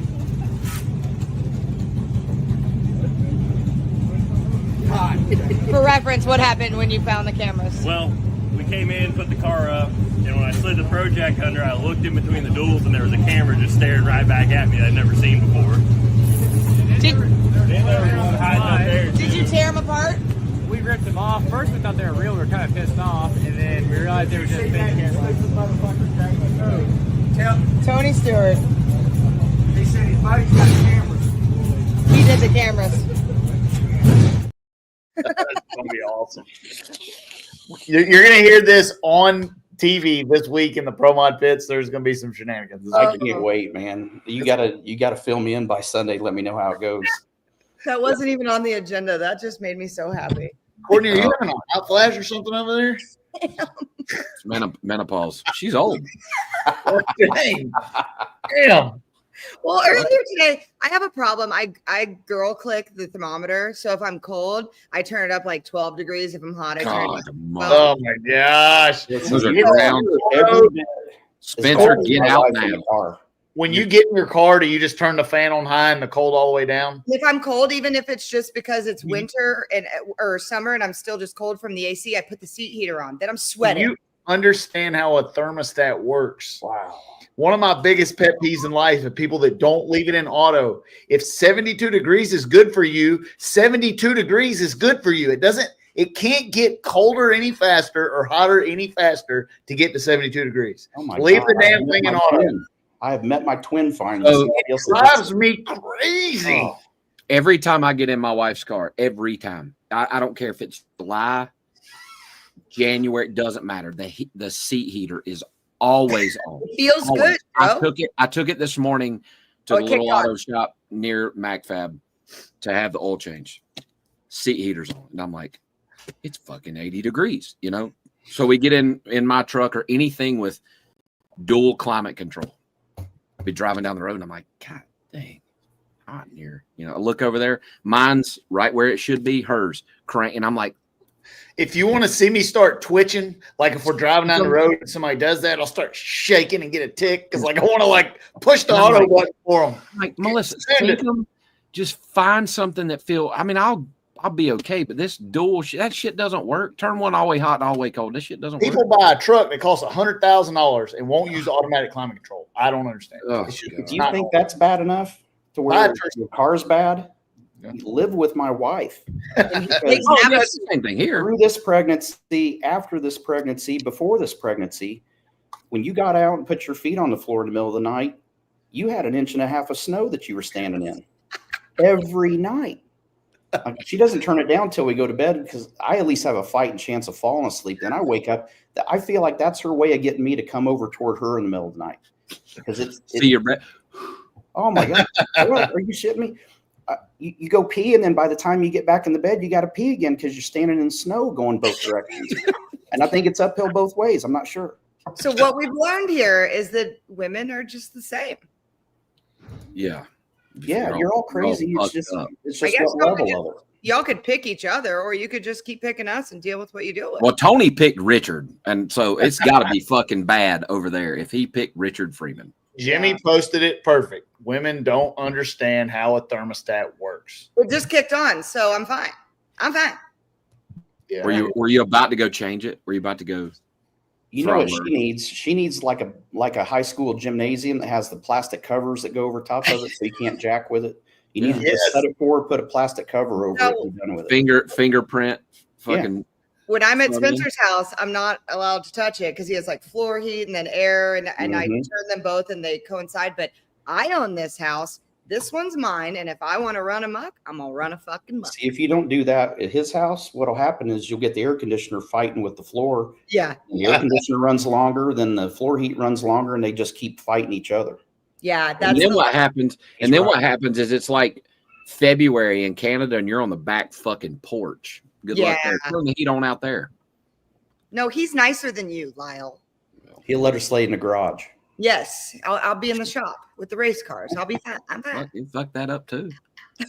I don't touch his shit though. I got yelled at one time. I don't touch his God, shit. obviously it runs pretty good. Whatever. Anyway. Oh look, Clay Milliken's in the chat. What up, Clay? See, Tony, all we do, it's not really, we call it a podcast, but we really just hang out and have cocktails together with all of our friends. I'm about to get up and literally go back to the refrigerator back here and get myself one. So.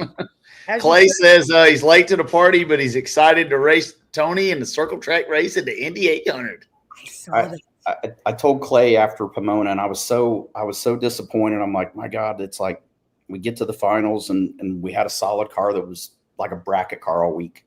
It just went down the racetrack, went down the racetrack, and then we stepped on it and smoked the tires and everything. And I watched Clay go down there, and then he's in a ball of fire and goes down in glorious fashion and wins this thing.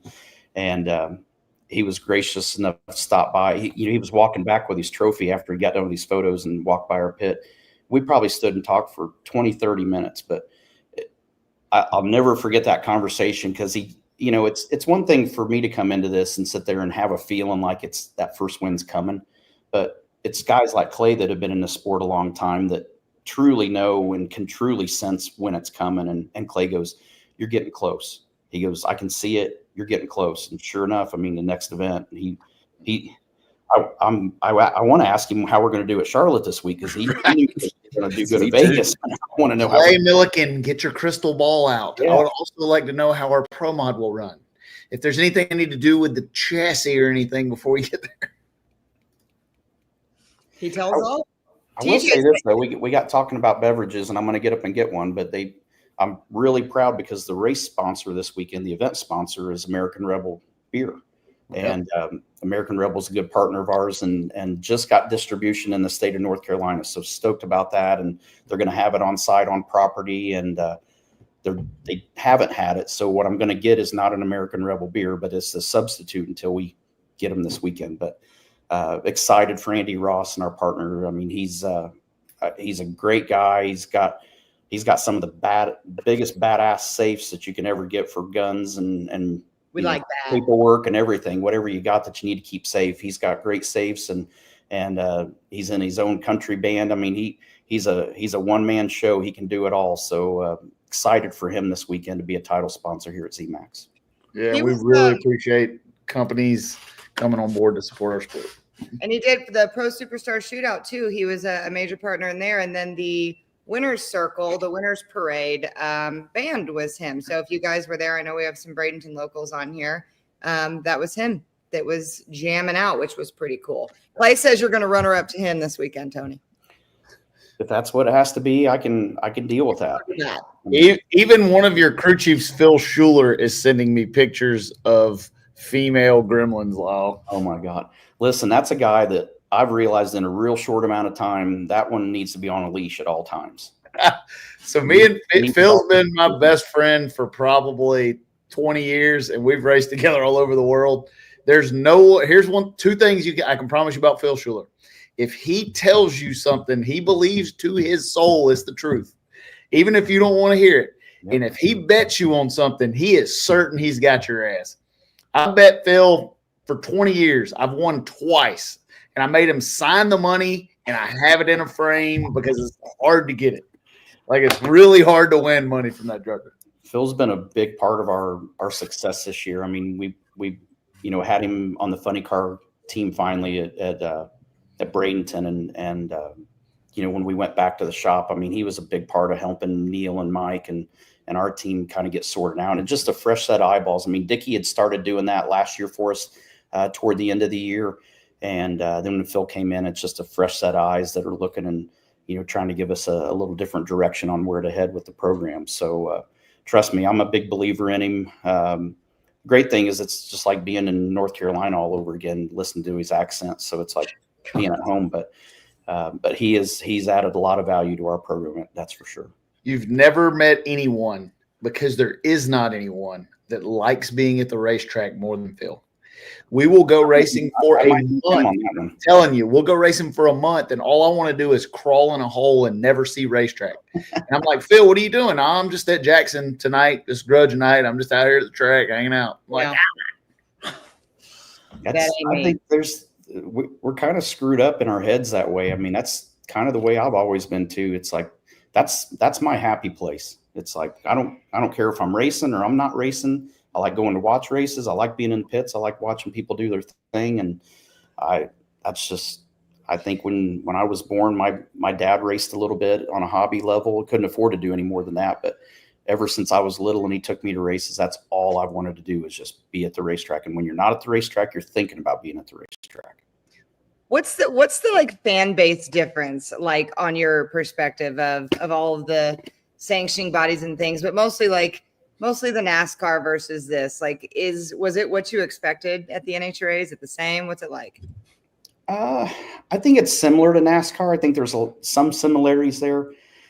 The thing that I really appreciate about drag racing fans is their patience.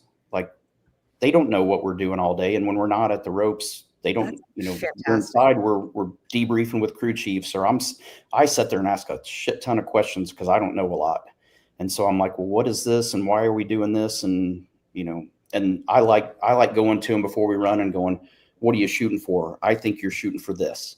And then I like hearing what the crew chief says that he's actually shooting for, to tell me whether I'm calibrated or not, or whether my mind's in the right space of what the track conditions are and what we think's available for speed. So I like that part of it, but the fans are really good about, if they come by and you're not out there, they'll either stay there till you do come out, or they'll go away and they'll come back later on and catch you when you are there. But I feel like all in all, and there's always the exceptions, but all in all, drag race fans are extremely respectful. And And I had one of our partners that was at Vegas. They said, I can't believe how long you stood out there and signed. I said, I don't mind signing for people that are genuinely appreciative and don't act like it's expected. You know, Right. when you were at a NASCAR race, and I love NASCAR fans. The thing I love about NASCAR fans, they are so passionate that they will get in fist fights with people over their favorite driver. And whatever their sponsor is, that's where they're going. It doesn't matter whether it was Home Depot or Old Spice or Mobile One. I mean, they're there. They're going to support you. They're going to support every one of the brands that support you to the bitter end. The hard part is there's a small percentage of those that absolutely feel entitled. And if they got that garage pass, I mean, I've had people we trip over each other and go to the ground because they walked right in front of you. They're so excited. But, you know, it took me a long time to figure out and realize too, that may be their only time they ever get that opportunity. And they're just so excited and want to get that opportunity. So I've kind of calmed down from a lot of that from where I used to be. But man, I do love the drag race fans. I mean, I feel like we got one of the most diverse sports. You know, we've been in this deal for the last 4 or 5 years of diversity and this and that. It doesn't get more diverse in drag racing. And you look at the fans that come, it doesn't get any more diverse than the fans that come to drag races. So I feel like NHRA needs to do a better job of capitalizing off of that. Of, you know, I know one of the events last year, we had 4 females in Top Fuel. And I'm like, there hasn't been 2 females in NASCAR at the same time. And there's getting ready to be. Trust me, they're coming. There's Kaylee Bryson's, Jade Averdesians. They're coming. They're on their way, and they're going to make it there. But man, to this point, I mean, you had Haley Deegan, you had Danica, you know, you had some before. I've said that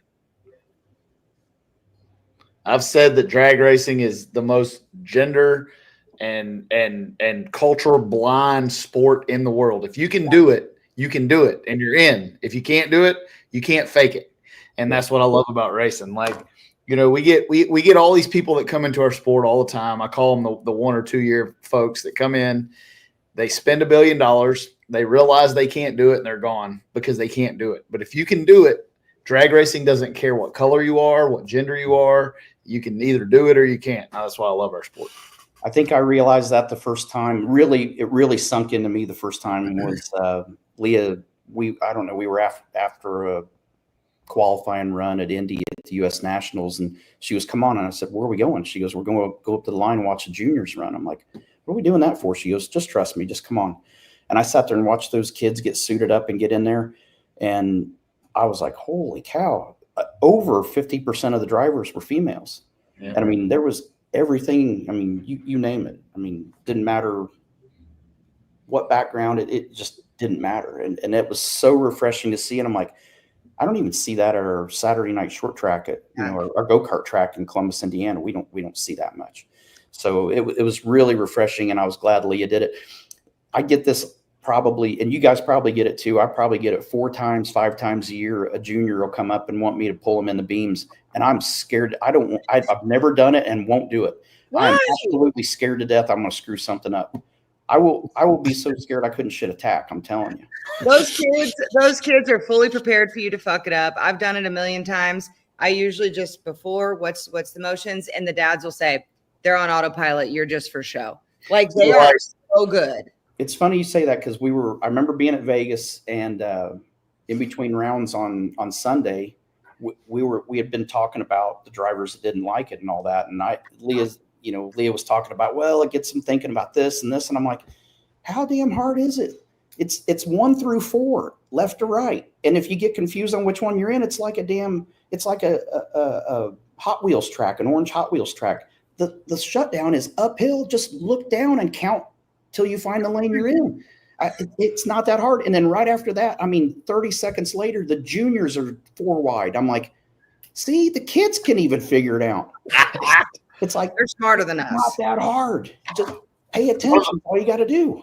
One of the first times I pulled junior into beams, like I give them the full pep talk. I'm like, all right, like this is what we're going to do. Like we're going to go up there. I go in there and I fist bump them. I get them all fired up. Kid goes red by a 10th. I wanted to die on the starting line.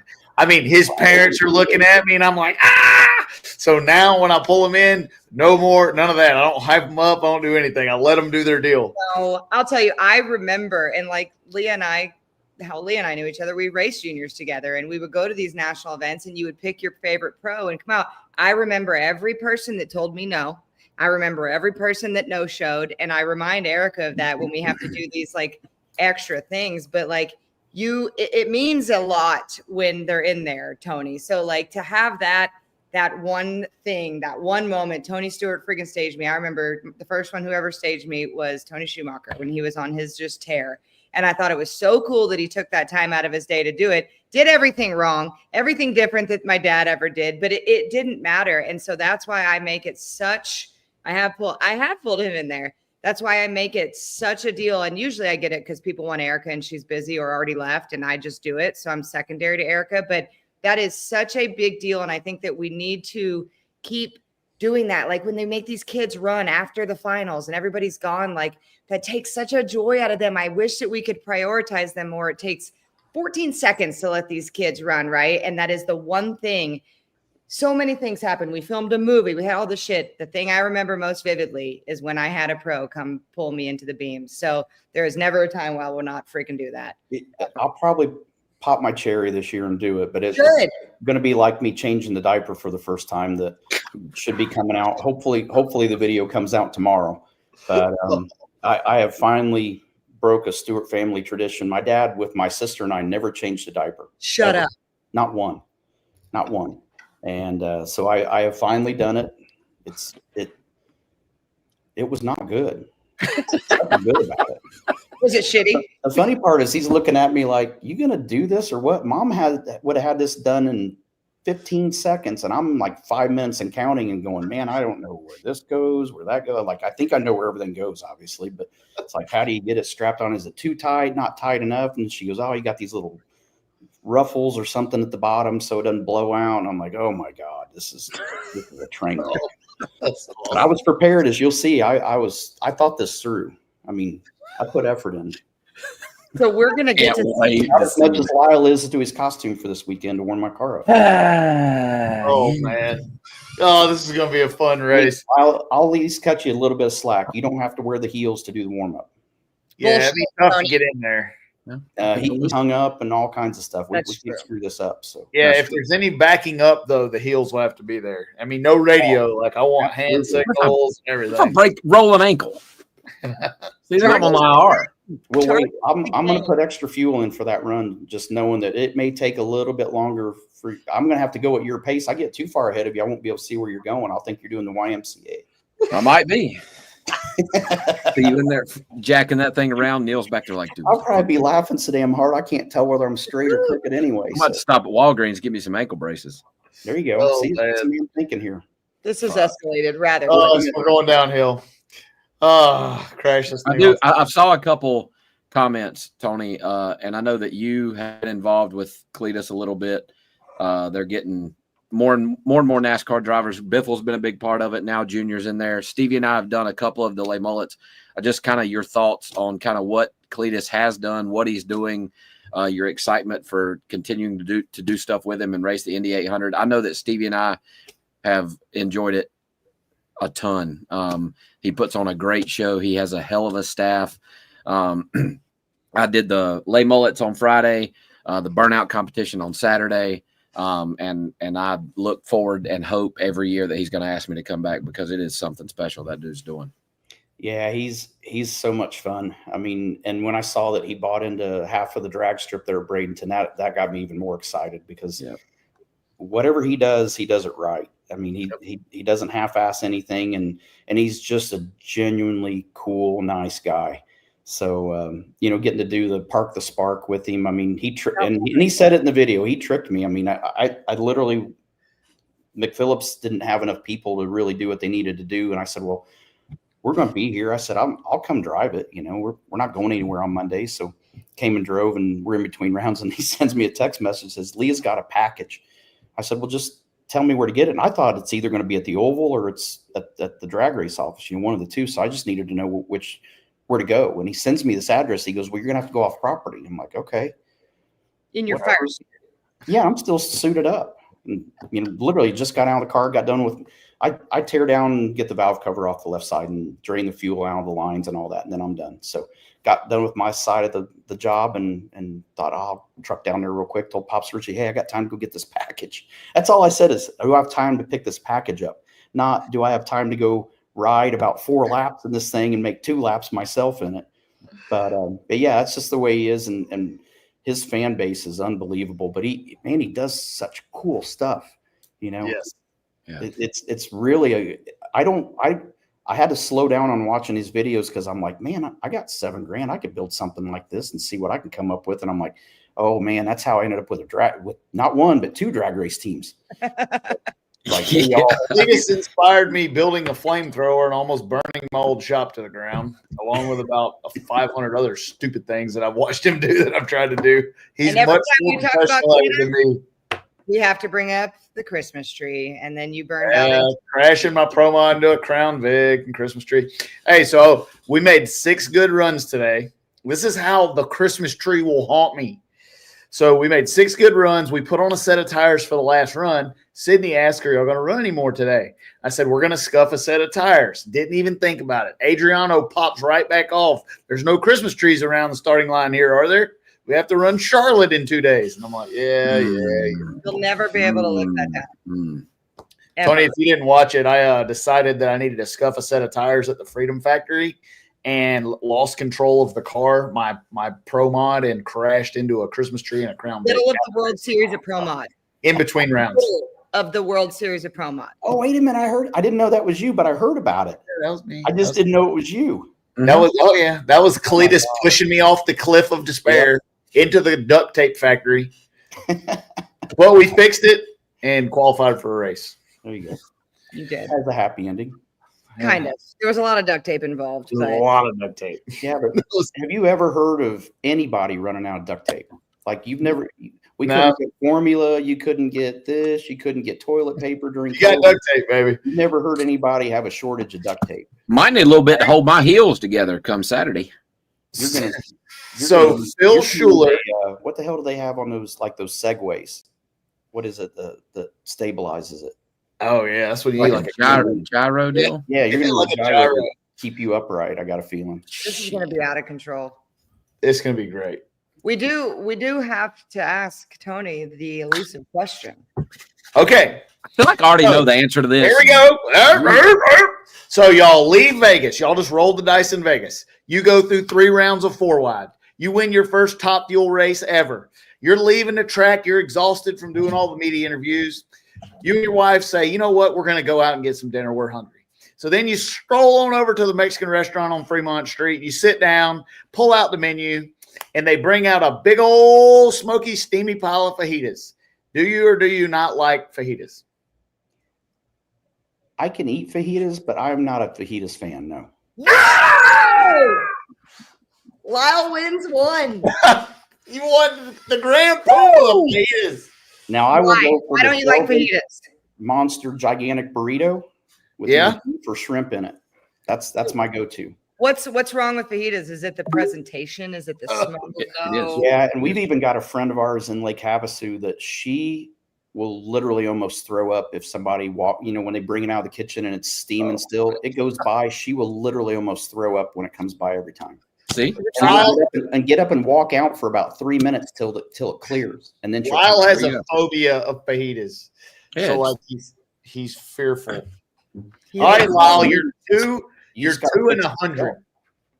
well, see, Tony's got his head on straight. But as Chef Cody would say, it's Tony motherfucking Stewart, so that's got to be worth more than one. Yeah, well, it'll take you from that's 2 the out of gospel. 100 to 10 out of 100. It's because I'm too lazy to build it myself. I like the burrito comes out Amen. it's on the plate. It's There you done, go. Sauce on it. It's ready to rip. Just Bring out a plate of fajitas. You got to cook it. Gotta You got to work. finish cooking it. Yeah, like I'm there to eat. Bring me something prepared on a plate. I don't need it on a stick. shrimp and crab. You got to crack them and peel them and all that. I don't want to work for dinner. That's why I'm going out. There you go. You found your guy, Lyle. I will say, Tony, you know Chef Cody, and he's everybody's favorite. He saw our post this morning about you coming on. The only text I got from him, no reply, no rebuttal, no nothing, just Tony motherfucking Stewart. He loves you. We Good love old him. code. He's awesome. Cody's the best. See, for fat kids like me, you always find out who the cook is, and then that's the guy you buddy up to because Stevie, your live right.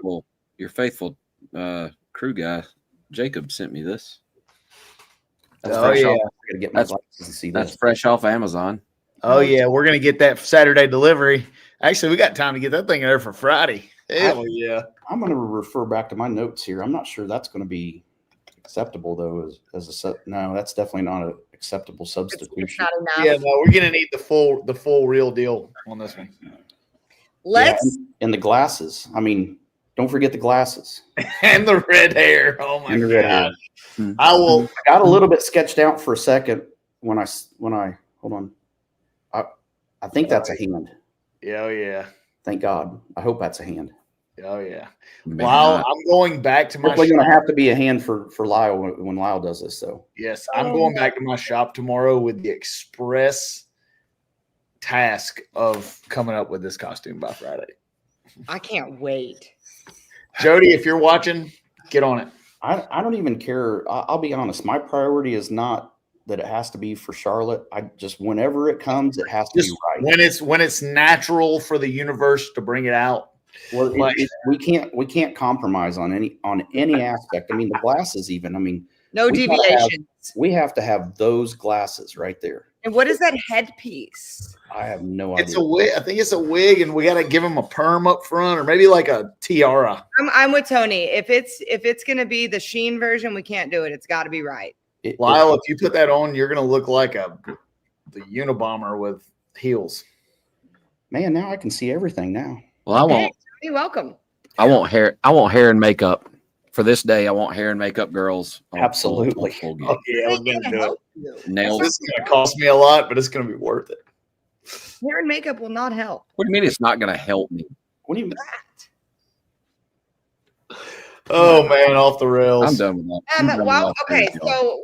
so we have. You can't just Tony Stewart comes on. You got to just roll with it. Let's make some picks for Charlotte. Oh yes, you can be part. You got a few minutes to go through pick'ems. I got all the time in the world. This is All right. so cool. So we always pick. Unless We you always got- pick. Listen. Before comes in the door. we pick these, I want to go back to our picks for the last race. Why? Okay. Because you were right. First of all, I picked Tony to win, and I was right. I picked Dallas Glenn to win. I was right again. I did not get funny car, but I think I got funny. how many did y'all pick right? 0. Tony, I will say, me and I Jordan. picked Erica. You did, which was not good. No, I know that she wins in Vegas a lot, and I know she's going to have a breakout. She's going to do it. She will. But and me and Jordan Vandergrift do that play NHRA video for NHRA social. I picked Tony Stewart. Nice. Thank you. See, I also picked Spencer Hyde, and he won the. I was just Somebody made big money on me winning that race. I didn't even think about that. But the gambling side of that, I thought about somebody- picking you again for back-to-back four-wise, but after this whole costume shenanigans, you can fucking suck The it. man went with you on the fajitas, It's Lyle. not going to affect my driving watching you. I mean, unless you're backing me up. No, Yeah, he but did. Most it affects definitely. We're the going way to I have to do feel. qualifying. Oh! So now we're just picking the time, and I don't get to pick the time slot. No, you're basically a backup girl. You do what he says. Look, I'm All trying right, to win. stock motorbike. Oh yeah, Yeah. they're back. Yeah, who y'all like? Gauge Herrera. Yeah. Yeah. You always pick Gage every single time. Well, I mean, who wouldn't? Why wouldn't you? That's pretty safe bet. I feel like 9 times out of 10. We just don't know when that 10th time comes, though. Very true. The Smiths were closer than they were close in Gainesville. And this is a home race for them too. It is. So But they've had a lot of time off, and a lot of things can change. I do hate that they make them go Gainesville and then wait a month and a half. yeah, So dumb. But yeah, Gage. I'll take Matt Smith this week. There you go. Oh, I like the hometown hero. There you go. I'll take Richard Getson. Oh, you're taking Gatson. Yeah, just to be different. I can't take Gage or Matt or Angie because y'all are all picking. Oh, and yes, Father Time is entered in Pro Mod. Ricky made a nice little poke today in Rockingham with us. Smoked that thing down through there. He's going to be tough to beat. I made 9 runs today. I made 7. Did you guys know that back in the day when NASCAR used to race at Rockingham, that the guys would fly their King Airs over and land on the drag strip and park on the drag strip. That's cool. That checks It's out. pretty freaking cool.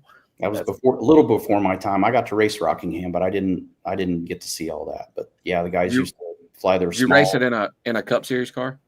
I did. That's cool.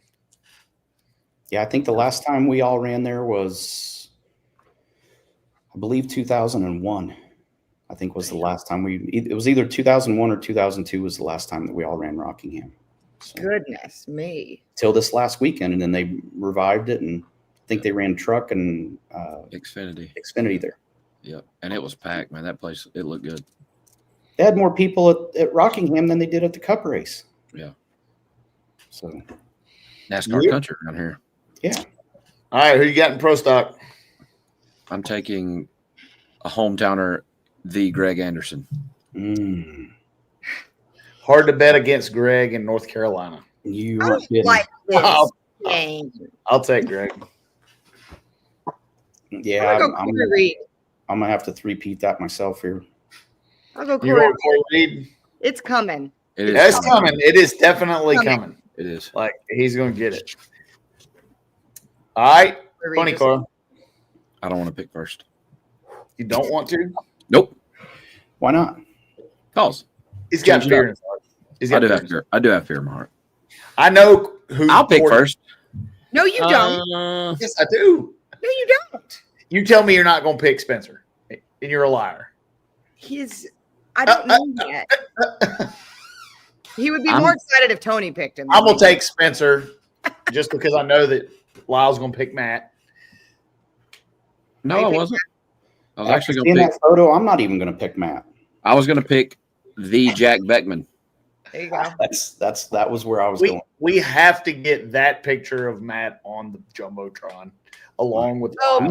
Brian Where's Lunch chirped him on the show. It was That great. jumbotron's not big enough for that image. I'm telling you. Can you imagine your casual fan coming to the drag races for the first time? They walk in the gate and look up, and Matt's on the jumbotron like that, next to Lyle in the Poison Ivy skirt. They'd be like, We got to get our kids out of here. We got to "Get get. out here, we're going to NASCAR track." Yeah. No, they said we went to the drag show instead of the drag race. My Yeah, God. I think Hagen should have to wear. He should have to be dressed up like that to sign at the ropes. I agree. I don't think that. All right, who you got? See, It's not good for anybody. I messed with the thermometer today, so I should go Spencer Hyde. oh my God, like you're never. You just act like you're not going to pick him every race.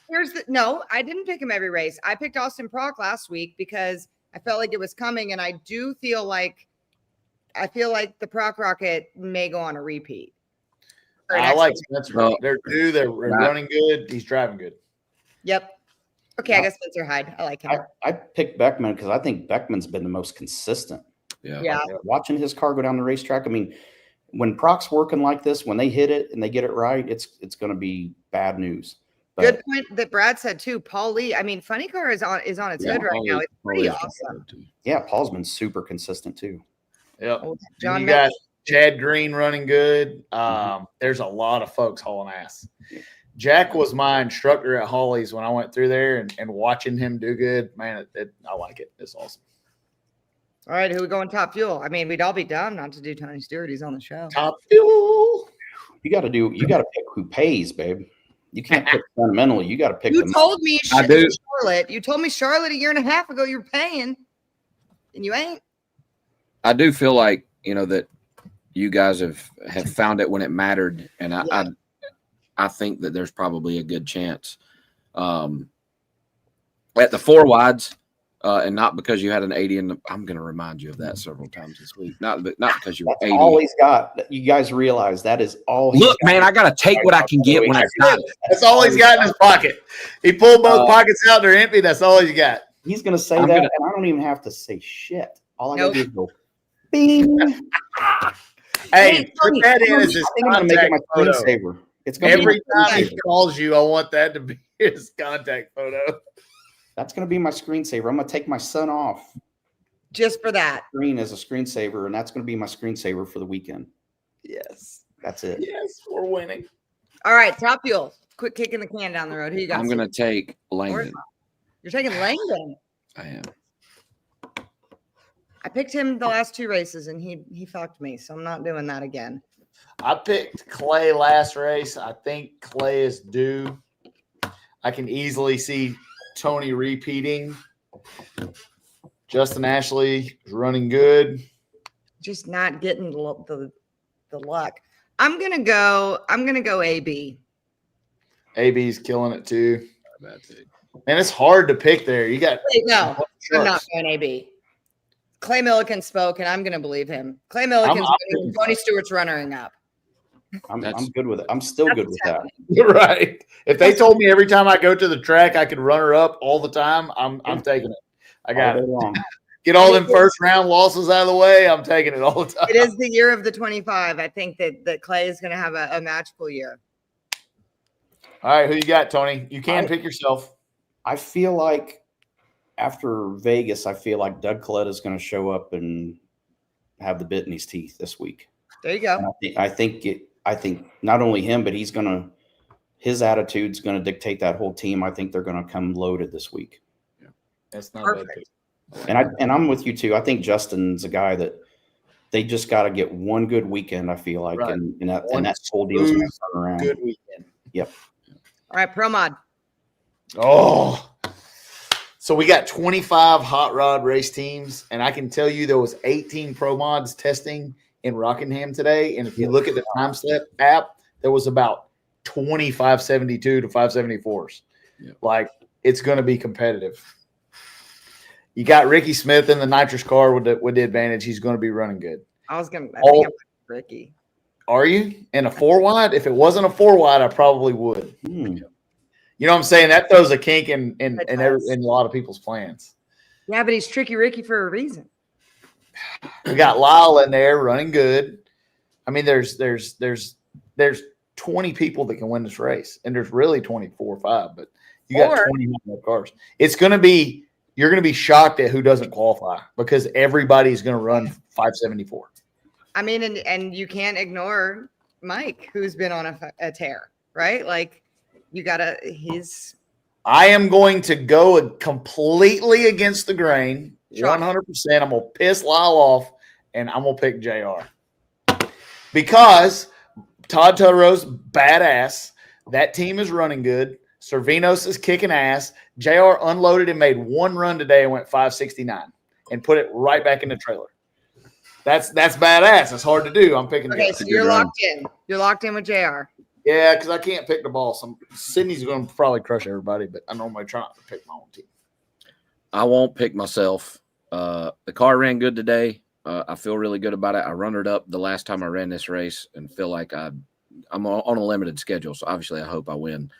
But I've driven this car testing over the past few weeks. I'm actually going to make some runs in it tomorrow. They're really close, and I'm going to go with Mason Wright. Ooh, I like that. That car's running really good. When I drove it a couple weeks ago, it's a hot rod. And I'm going to go with Mason. Oh, Tony, who you going? I'll go last. I know I just said to never do this, never go off of emotion. I got to take Poison Ivy. I feel like screw this up now. Wow, I feel like this is one of those deals where no pressure. Just have the whole thing coming together.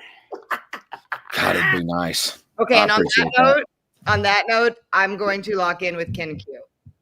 I like that. Yeah, that's reaching out on a limb there, CE. He ran good today. 90% of every time he's lined up this year. You're really taking a walk of faith there. Poison Ivy. Like man, if I win, outfit the winner's circle. I'm gonna pick Doc Holliday. I don't want to. Listen, I don't want to. He's only that we didn't even get to talk about the pound for pound list, all the things. But I'm, Ken Q. Scott Tidwell Racing to the front. Let's go. Locked in. We have stretched this as far. This has been so fun, Tony. This is one of the most fun shows we've ever done. I did a podcast 2 weeks ago and in Havasu, and we started and it was daylight and the sun went down and I had to ask Leah to turn the lights on so I didn't have to get up. Happened to me. I had the laptop on my lap sitting on the couch, and then she finally kept walking by enough times, and she's like, "You got to switch rooms," because she kept walking around in the background, and she didn't want to be in the background of it. I was on for 3.5 hours. I heard about I had that. no idea. I thought I was on for like an hour and a half. I'm like, I didn't give a shit. We were having a good time. So It's so funny that we tried to like, here, Ashley, which time slot does he want? He wants the whole fucking show. Get on there. Fuck it. No, this has been freaking awesome. We've had a few like zingers. The show's always good. We've had Scotty Cannon was an absolute zinger. Austin Prock was phenomenal. Antron, like I feel like this is going up on the Mount Rushmore of shake and bakes. I like it. For now. You're just mad there, Poison Ivy. Don't get your panties in a wad there, green hair. Oh my gosh. Hey, Poison Ivy Lyle Barnett racing shirts available at killintownracing.net tomorrow by 8 a.m. I'm going to have them printed. I need a large, please. Just put me down. I'll prepay. Oh, that's awesome. I'm going to buy yours and ship it to you. Big posters, and he should sign. As long as you hang one in your trailer. Oh, hell, in my locker. Are you shitting me? My If trailer. I can get me some stickers made, I'm sticking one right on the nose of that. I got You ain't no problem with that. Do it. I have zero problems with that. I know the guy that owns the team, so There we go. he'll approve Yes, that. you do. Courtney, is that a whole bottle of wine? No, I don't know. I'm getting my beverage here. I'm waiting long enough to get this. look. I'm not going far. I'm in the earshot. Hey, while he's gone, how cool is this? This is cool. Totally off the rails. What beer's he getting? Bet now. Modelo. I was going to say Ultra. You forget your glasses? I got it hard. Some Modelo. It's a Modelo. Woo. I only know because I drink out of their beer cooler at every race. So What else were we supposed to talk about tonight? we can talk about the pound for pound list if y'all want to. Yeah, the pound for pound list. What did you Tony, did you see the Drag Illustrated Pro Mod pound for pound rankings? They ranked all the Pro Mod drivers in the country. Top 20. I feel like that's hard to do. It is hard to do, and it ruffled a lot of feathers. Super tough. I'm telling you, it's literally the only car right now in NHRA that I look at and go, I don't think that's for me. I look down at my leg, I look at the scars in my back, I'm like, yeah, I think I'm all right. Let's hear. I'm going to pull it up, but I think I've got it. You do? I think it's cool because Westbuck knows what he's doing. Like, it got people talking. It was a whole thing, and supposedly he had some AI equation algorithm help him do this. But really, the only thing that you can't argue right there is number one. Right. For sure. You can't really argue number two either if we're talking from a right now standpoint. Melanie, too. I mean, like, each of these people have their own space, right? They have their own corner that they're dominating in. Where do we start to see discrepancies? Well, I don't know. I mean, if it's going off of wins, then there are some discrepancies. What, number 7? That's high. And I love what he's doing. He's good. But like, where's the wins? Where's the stuff? I think he won a race. He won Okay. that Midwest race. Yeah, he won a Midwest race. So Okay. there's a win. And again, I'm the street outlaw people already call me the C word every 5 seconds anyway. So I'm going to get it. But like, and I like Sean, we're buddies, but I think that's a very high number to start that. Like, look who's below him. You got a 4-time world champion below him. Super excited to see my man KTR customer Tim Papp smoking in at number 6 with the quickest reaction time average of the bunch. Yep. And that's what catapulted him.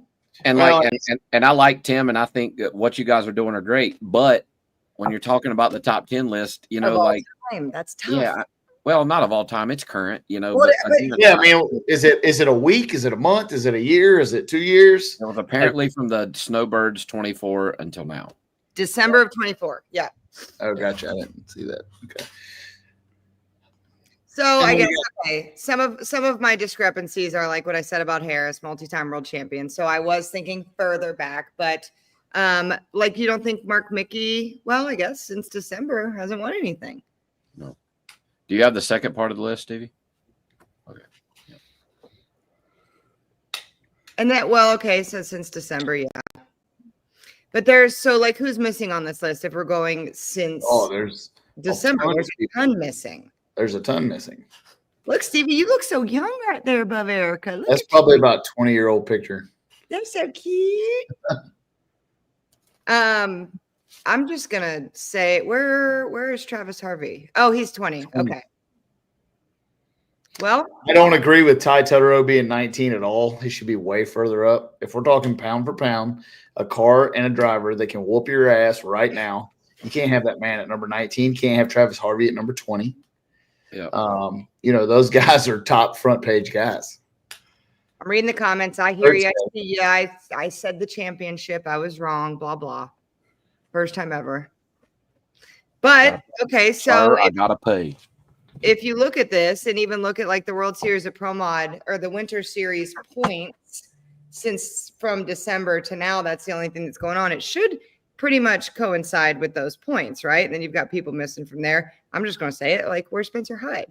Qualified for every race, went to the quarters and won. Like there's some stuff. Hey, I qualified in the top 10 at every single race, finished second or third in points, and I'm not on the front page. And I went to the final at the World Series of Pro Mod. And the guy that I kicked the shit out of is ahead of me in front of there. So, like, I don't know. Yeah, this is. I think a lot of this stuff is a bunch of bullshit and fluff just to get people to argue. Well, and it works. It's good. I was just going to say it. I love Drag Illustrated for this because Wes is not afraid to do things like this just to get conversations rolling. And that's the beauty of what he does over there, right? Like, oh, for sure. Definitely got some Absolutely. people have been talking That's about what this. you need to do. I mean, that's the whole point. I mean, it's that way in every form of racing. I mean, sprint car racing right now. I mean, you've got, we've had Kyle Larson and Brad Sweet start the High Limit Series. So now you got all the fans are debating, the top World Outlaw guys versus the top High Limit guys, who's really the best. And that's the conversation. That's what Wes is really good at. Wes is really good at it's not just you race during the weekend and then during the week, everybody's doing their own thing. Wes has got stuff going on during the week where you are staying engaged in the racing nonstop. And that's what I think that's one of Wes's specialties is constantly keeping people engaged with what's going on in the sport. And he doesn't care about any kind of backlash because as long as people are talking, Wes is doesn't winning. matter. Yeah. Yep. The next deal we had on here was Randy Couture going pro mod racing. See, Tony, even Randy does it. Yeah, I'm not going to tell him whether he can or can't do it. Look what I found. I found some guacamole. You nugget? Hi, Big old pile of guacamole right here. Hey, buddy. He's like, oh my God. What you doing? Now listen to me, son. When you see somebody dressed like that, Run. you run like hell. Stranger danger. All right. You're gonna have. While you're traumatizing Junior already. You're gonna have to fully fill Leah Our kid's in. gonna live in the real world. No participation ribbons. No bullshit. This family wins, right, son? Hey, buddy. What you doing? He's such He's a. like, I'm ready to go to the poll. Oh, I hope he gives you the bubbles deal. He's on this deal where he's just.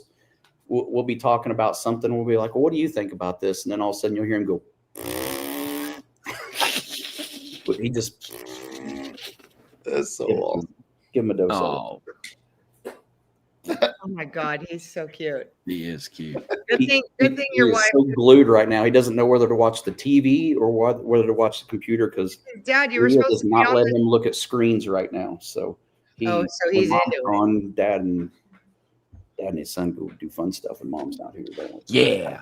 She'll whoop your ass. I've seen her. She will whoop your ass. Yeah, and she may or may not wait till I'm asleep to do it too. That's the bad part. Sleeper agent. You may fuck with that thermostat a little bit too much.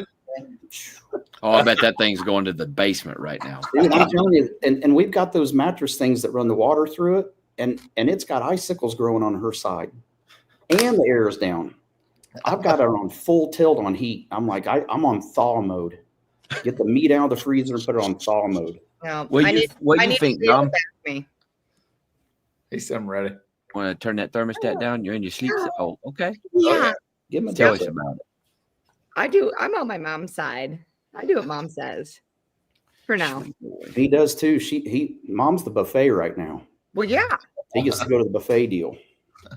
We had an agreement that when he's old enough to understand what getting grounded's for, he's getting it. He's got back pay because we had an agreement. I got one side, he got the other side, and he's monopolized both sides.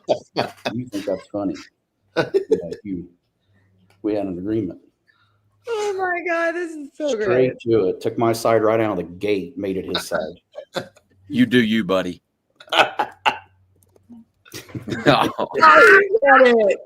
He's like, yeah, that's right. I take He's it. like, yeah, I know what I'm doing.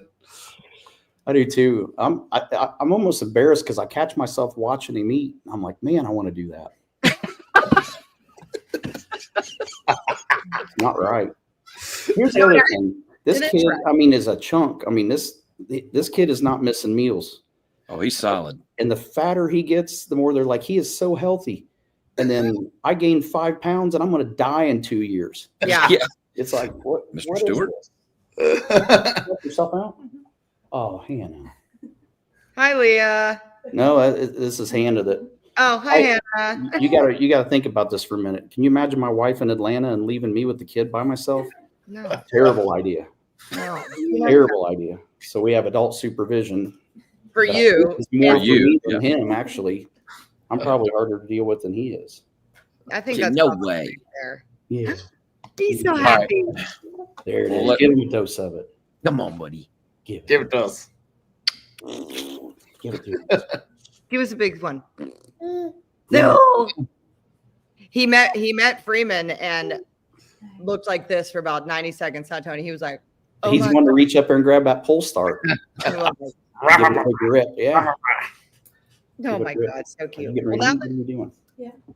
now that your family's home, we'll let you go now. No, well, I have half of it. This one's been here with me the whole day. The other one's been MIA since about 9:30 this morning. Great. He tells us to watch her on TV at the Atlanta Braves game because she's going to, not the starting commander. Do you have a key to get in there? Or no? No, I'm just gonna go to the front desk. Do you have your ID? No, but she knows me. Okay. She has to hold the baby earlier. So we have adjoining rooms and then we have the door in the center and Hannah accidentally locked herself out. Hi, Dom. So he's going See to you, go to Dom. the lobby. That was cool. We got to see Dominator. Oh, Leah sends a message and she's going to, I guess she's going to say play ball because if you watch Leah try to throw a ball, We're good. Oh, there isn't No. us. Such an athlete, like to her. No, she looks But like she an looks athlete. it. She looks like an athlete. You watch her throw a ball. Good. I almost said something I was really going to regret right there. Yeah, don't do that. Many Don't- reasons. Don't do that. you've Let's put it made this it this long. People that already can't throw balls feel bad that she can't throw a ball. She throws it, and it looks like it's like when they throw the discus and shot put. How it's a field that goes out like that. That's the range that she's throwing in. Never know. Yeah. Just never really know where that one's going to go. No, the dog thinks it's great because he doesn't know where to start running to. He starts running around. Going, I don't know. It's not even a 50-50 shot. It's going to get there, right? We had Erica through the first pitch at the Astros game, and she was so worried about throwing like a girl. We literally practiced for like 3 weeks on that deal. It was I remember bad. the first time I got invited to do that, and I was like, I am not standing at the front of the mound. I'm getting up on the rubber and throwing. So I went down in the down the dugout and all that back there, and I practiced for about 20 minutes and threw a strike. But I mean, I was again so scared I couldn't shit a tack. I was like, if this It's thing goes harder over his than- head or it hits the ground, this is terrible. So Yeah, you get just raked over the coals on the internet for that one. yeah, and I saw somebody's Kind of like you're going to be on watched a the game and game. didn't see it. Nobody saw it because it didn't get shown. Chipper Jones was the one that threw out the first pitch, and they didn't even show that. So, but she was there. I got a video of it. So, Hell yeah. I got a text from somebody. Oh, here's Erica's texting. Speaking of raked over the coals, Erica is testing and has a vacuum, and the comment is, one's got a rake and the other one's got a vacuum. Well, at least you know your place. Yeah, whatever. Poor Erica. Anyway, let's she keep will come down there and beat the brakes off of you. Yeah. off of me. No, not you. Oh, I was gonna say I can beat her ass. Yeah, yeah, So yeah. Phil just sent me this picture. A Bonanza landed on the drag strip last week, and then went over to the round track for a little bit. That's here. That's cool. That's a straight tail Bonanza. It's like a little. Let's think about that for 2 seconds. No airport in the country has walls on the side of it. No. Oh, The biggest thing is the scoreboards and the damn cones in the middle of the track. Like I fly, I would never land my plane at a drag strip. That's putting big boy pants on right there. Ever. Yeah, no thanks. Nor would I ride with you if you attempted. I'm not saying I wouldn't if like we were having a little engine flame out and had to put it down there. We're not going to do it for funsies. No. I'm going to keep checking down this list here. So this is our random things. More IHRA acquisitions. We actually have confirmation of National Trail going. So we had the Galat deal. They were all down there. Do we all still feel the same way that we feel? Do we feel like they're making moves? What do we think is going to happen? Tony, what are your thoughts on the IHRA situation? I was a little confused by the initial release that came out and had 6 tracks that had been purchased, and then seeing replies from track owners and operators that they were not acquired. But now it sounds like there's traction. So maybe the statement was incorrect if we purchased them, but we're trying to purchase them is what it should say. It was they seemed to be ready to go. They came and, like I said, to Galad, everybody was there, talked about, the flow stuff, doing their series maybe, and yada yada. So we'll see. But then they fired their CEO the other day as well. So not real sure what's Christian Bird is no longer with them. So I may have just accidentally done that. They haven't made a release yet, but many people have talked about that. So he gone. My opinion on it is competition is a good thing. And I'll say that from an example of Johnny Morris from Bass Pro Shop and I are good friends. And I remember him and I were alone in a car driving somewhere. And this is before they acquired Cabela's. And I asked Johnny, and I'm like, I can't wait to hear this answer. I mean, it's just Johnny and I. He'll talk freely in front of me. This is going to be great because Johnny's one of the nicest guys I've ever met. And I said, hey, what's your true feelings about Cabela's? And he goes, they make me better. I went, really? He goes, absolutely. He goes, they have good stores. He goes, and they force us to not get complacent. Yeah. They force us to keep pushing to make ourselves better. So I feel like this has potential to be a scenario like that, to where, if you're the only game in town, you really don't have an incentive necessarily to try to go out and work to be better, to do things different, because you're already in the box, you're already at the top of the pile there. What you're doing is theoretically working. But when you start adding somebody else to the mix and they start doing well beside you, then it does force you to start thinking outside the box and start pushing. And we've directly seen that in the last year with the sprint car side with High Limit and World of Outlaws. I mean, better paying races on both sides than we ever had before.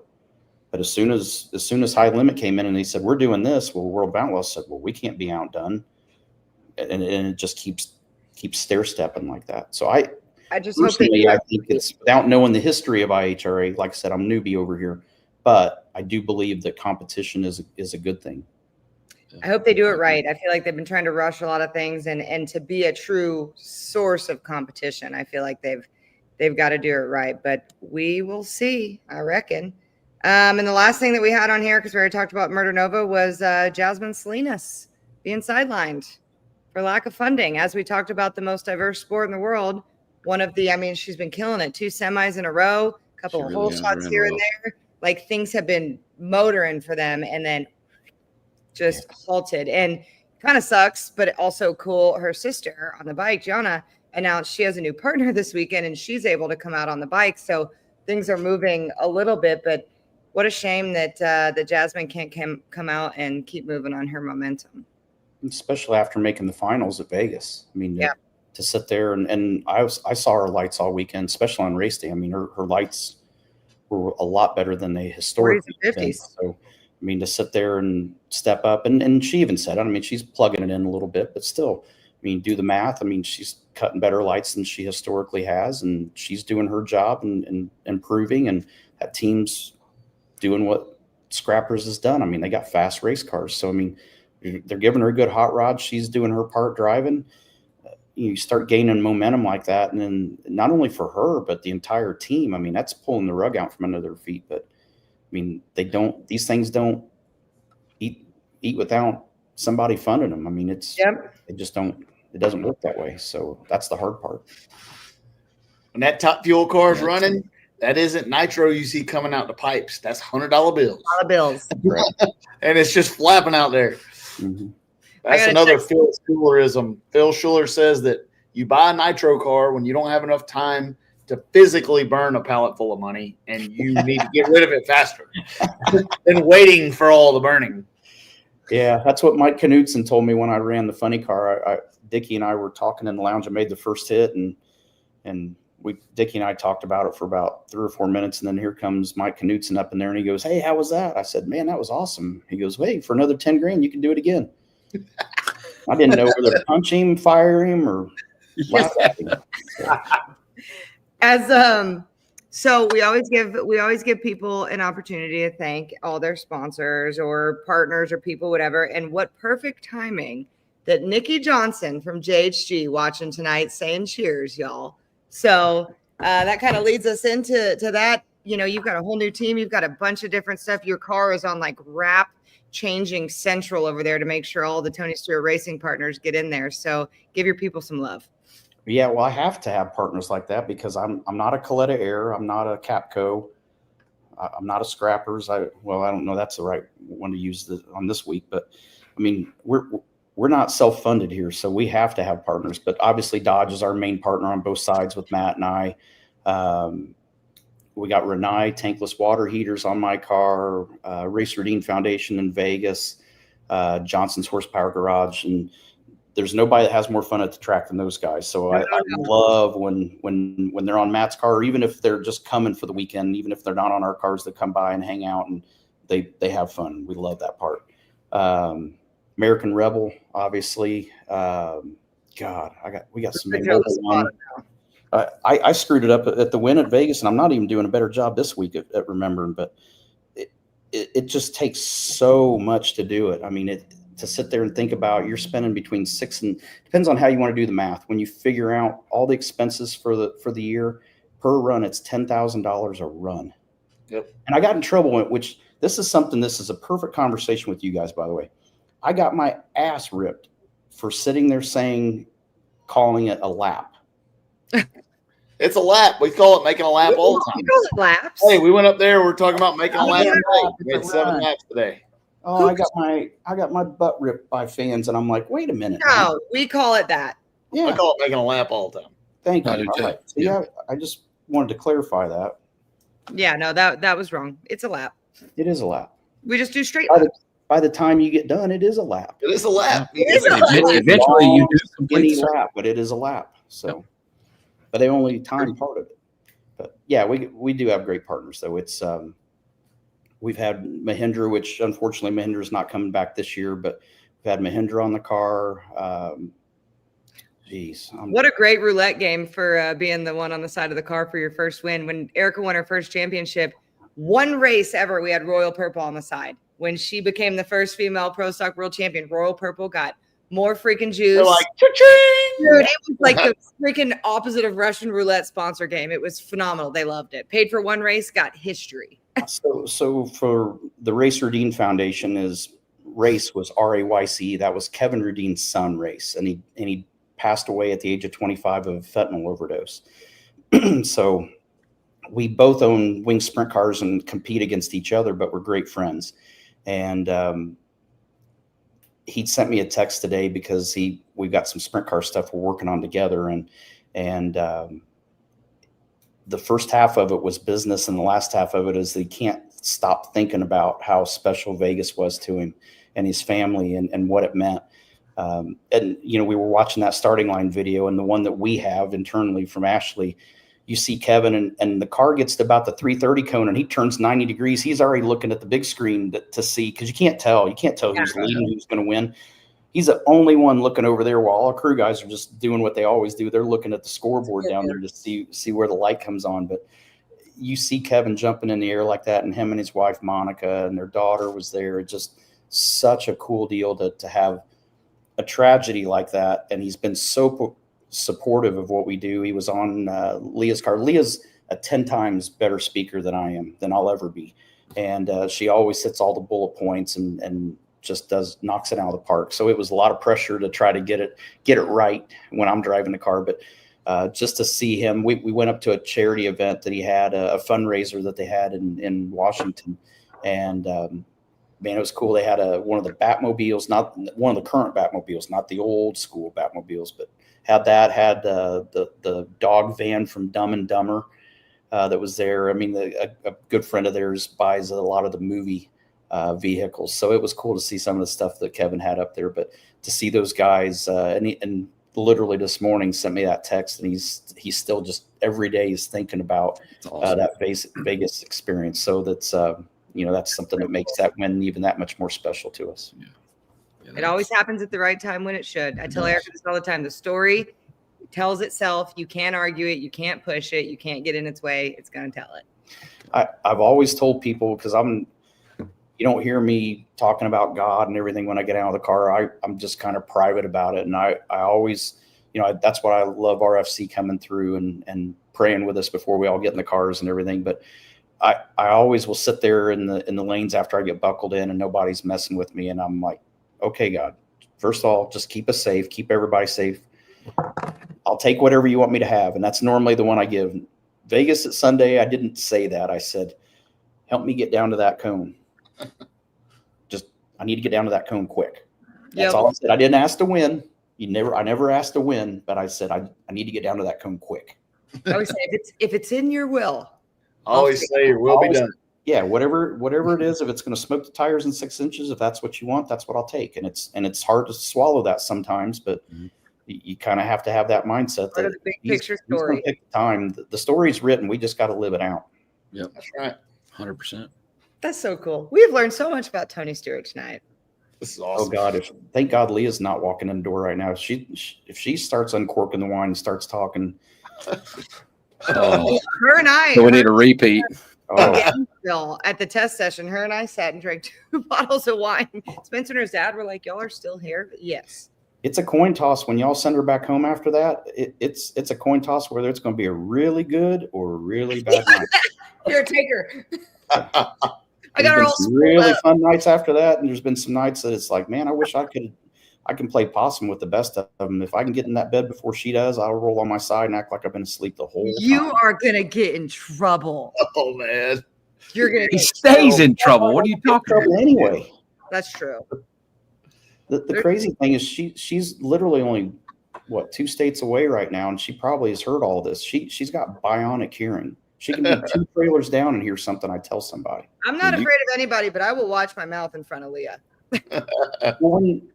See, what I didn't realize is, she's got a sister that's older than her, but no brothers.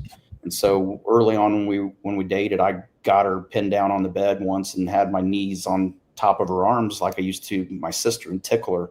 She goes from 0 to tilt. Like there's no 25% play, 50% play, 80% play. It is straight to the jugular. And she hit my hand so hard, and I was like, damn, that kind of hurt a little bit. And I'm like, no, I learned very early on. Know how to play. So you got to be real careful. And what some people don't know this, she boxed in her teens.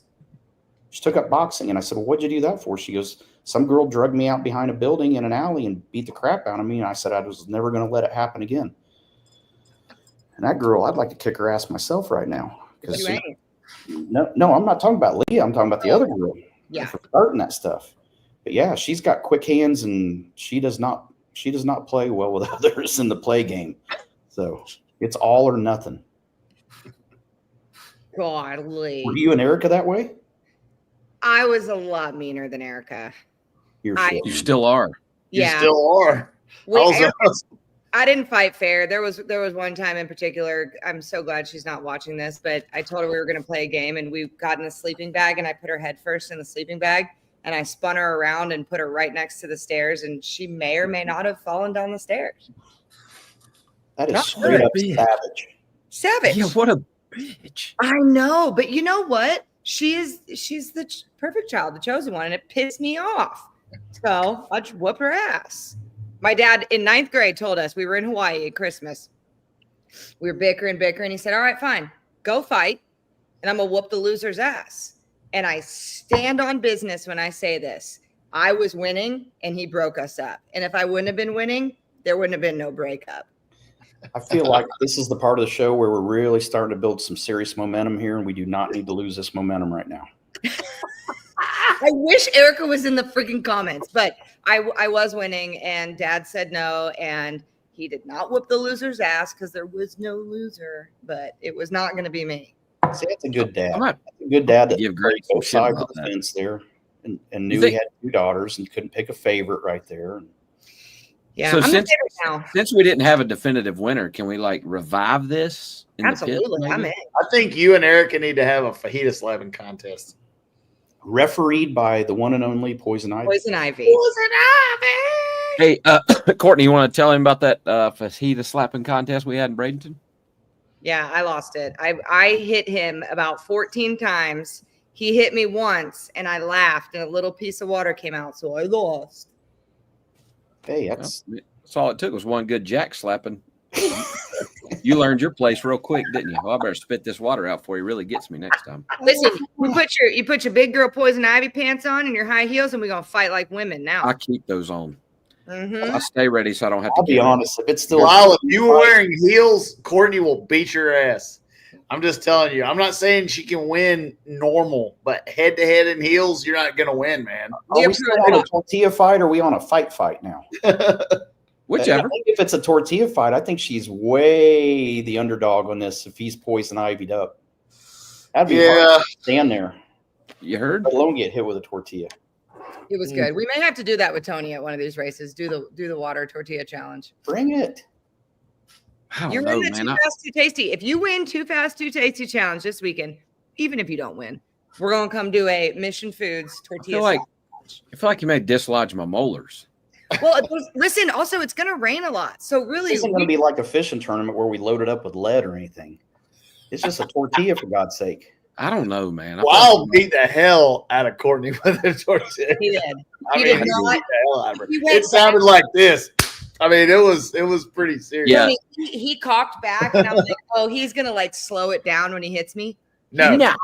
It was accelerating through. I mean, he was swinging through the ball. Yeah, they were whole grain, and you knew it. And Spencer just laughed. He didn't like come to my honor and whip your ass. He fucking laughed.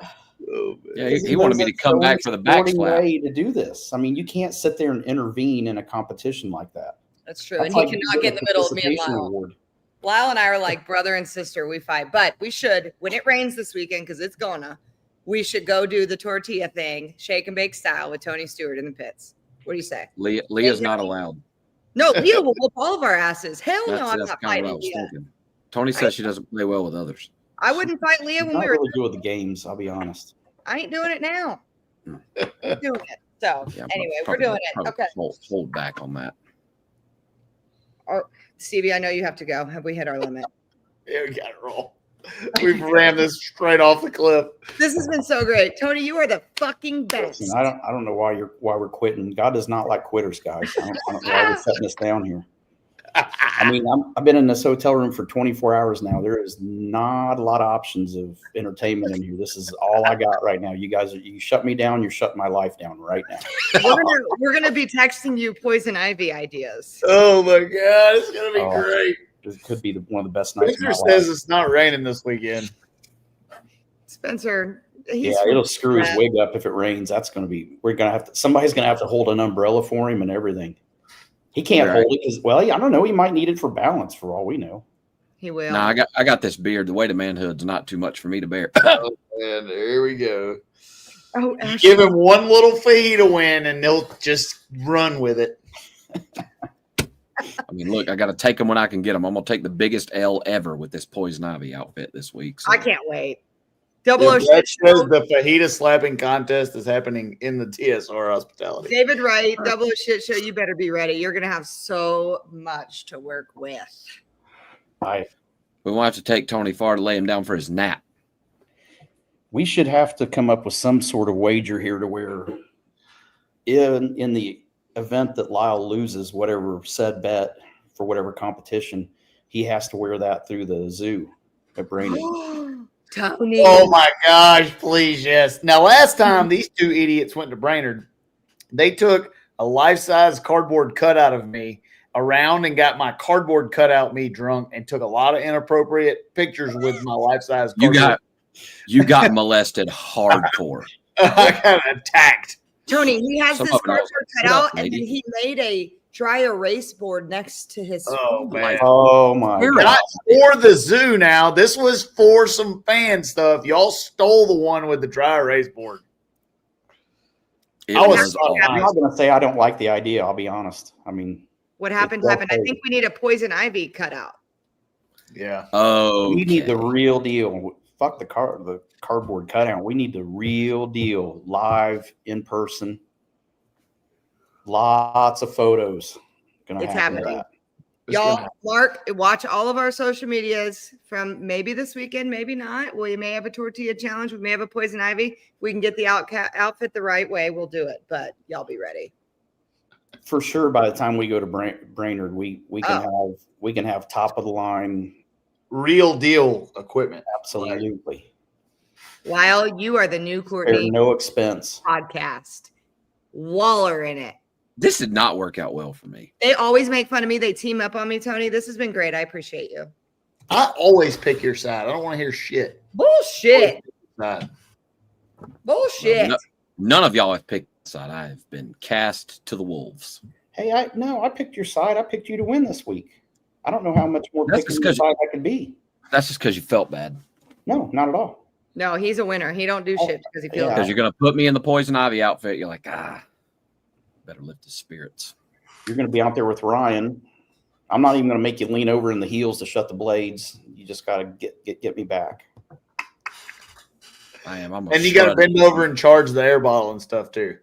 And then you got to get in there right in his. You go, girl.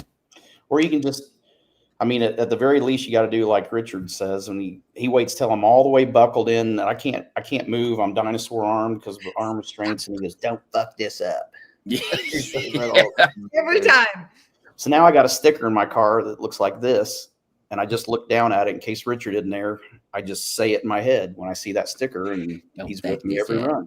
He does it, and it doesn't matter how close you are about to go up. It could be the No. finals of the U.S. Nationals. Hey, don't fuck this shit. He'll wait till I'm in the water box and come up there. He didn't care. I love it. I love it. It's Richard. That's your boyfriend, Tony. Here's your boyfriend. Listen, you sound. I hint a little hint of jealousy in your voice right now. I am. Mm. That's okay. Me and Leah will go hang out. You and Tony can, or you and Richard can hang out. See, she's so spun up she can't tell where she's coming or going right now. It's because I girl math. I would bet on the first half of it, but I don't know. I girl math the thermometer, and now I'm cold. Yeah, I'm gonna get on Amazon and order you one of those high school gym covers put over your thermostat. You should send it to Spencer. The poor boy needs. Absolutely. Just need to get one you can control from your phone and just turn it over to somebody else. Oh man, turn that bad boy up to about 80. I do have the Google Nest app. You could probably do it. But anyway, I'm gonna get login info for that And one. speaking of things you can do from your phone on apps, never mind. That's another show. that's the a after hours after version. hours. Shake and bake after dark. Yeah. That is. This has been the greatest freaking show on the planet. And the comments we see, y'all, we usually go through a whole Q&A. We see you. We appreciate you. We know Tony's everybody's favorite, blah, blah, blah. No, trust me, there's plenty of people that hate my guts. But I need those people. There's plenty of people that hate my guts. They Those are drive. the people that drive me. So Me too. if I don't get enough of them saying bad stuff about me, then I got to go punch some old lady in a grocery store parking lot or something and get my street cred back. That was when Kick the spokes out of her wheelchair. That's right. that was when I fell in love with you and I saw a video of you in the grandstands with a fan. No, you know what that was? That was a sheriff. Oh, was it? That was an off-duty sheriff that had been there all afternoon, and he was quite. He had had plenty of that. Oh, I loved it. I was always a fan, but I said, "Oh, that's a guy I need to be friends with." When I saw that video, and now here we are. Yeah. I mean, we sit there at Chili Bowl when we do that event. We get done working about 4 to 4:30 in the morning, every morning, and do that for 6 straight days. Woo! I don't have to do anything till 4 in the afternoon, but I mean, we've got a great crew that we all work together on it. And every time we'd go out there, we're doing what we can to make sure the track's the best it can be for the drivers and for sure for the fans to where they could see passing. And every time I came by on that tractor working Olay, I'd had one Olay too many, and I went out and around and went all the way right up to him. I don't think he was expecting that. That was so cool. Probably not. Yeah. That was so cool. That is, but by far, if you go to the Chili Bowl, don't even buy a reserve ticket. Go sit in turn 2 with the turn 2 rowdies. That is the place to watch the Chili Bowl. There isn't anybody in that whole property that has more fun than the turn 2 rowdies do. So I've never been, but I do want to go. Oh my God! God! We need to go. You can bring your get up. We'll smoke the rocket over there and go hang out. Oh, And I want to go to a big one at Eldora too. I've never been there. I know somebody can help you with that too. I bet we do. Awesome. I don't know. We dress you up as Poison Ivy at Eldora, that they will beat the brakes off you. Somebody You'll be dead. Let's not down do like a baby seal. Yeah, let's not. Let's not. We'll keep that to NHRA. Yeah, it's going to have to be drag race. I don't need any dirt track ass whippings because those are a different kind. No, you don't need That that. is a fact. That jack handle to the head, that's a son of a bitch, man. Yeah, It hurts. I'll be fucking Field with him. trip. Yep. Spencer says field trip. Let's go. All right. Works for I'm me. in. All right. Awesome. Well, folks, thank you. We are getting ready to roll. We'll have a little after-hour show when we end in a little bit. You guys won't get to see it, but we will. I want to thank Tony Stewart. I guess we'll thank Courtney too, and Poison Ivy for hanging out with us. This has been an awesome show. We'll see you guys soon. I think I hit.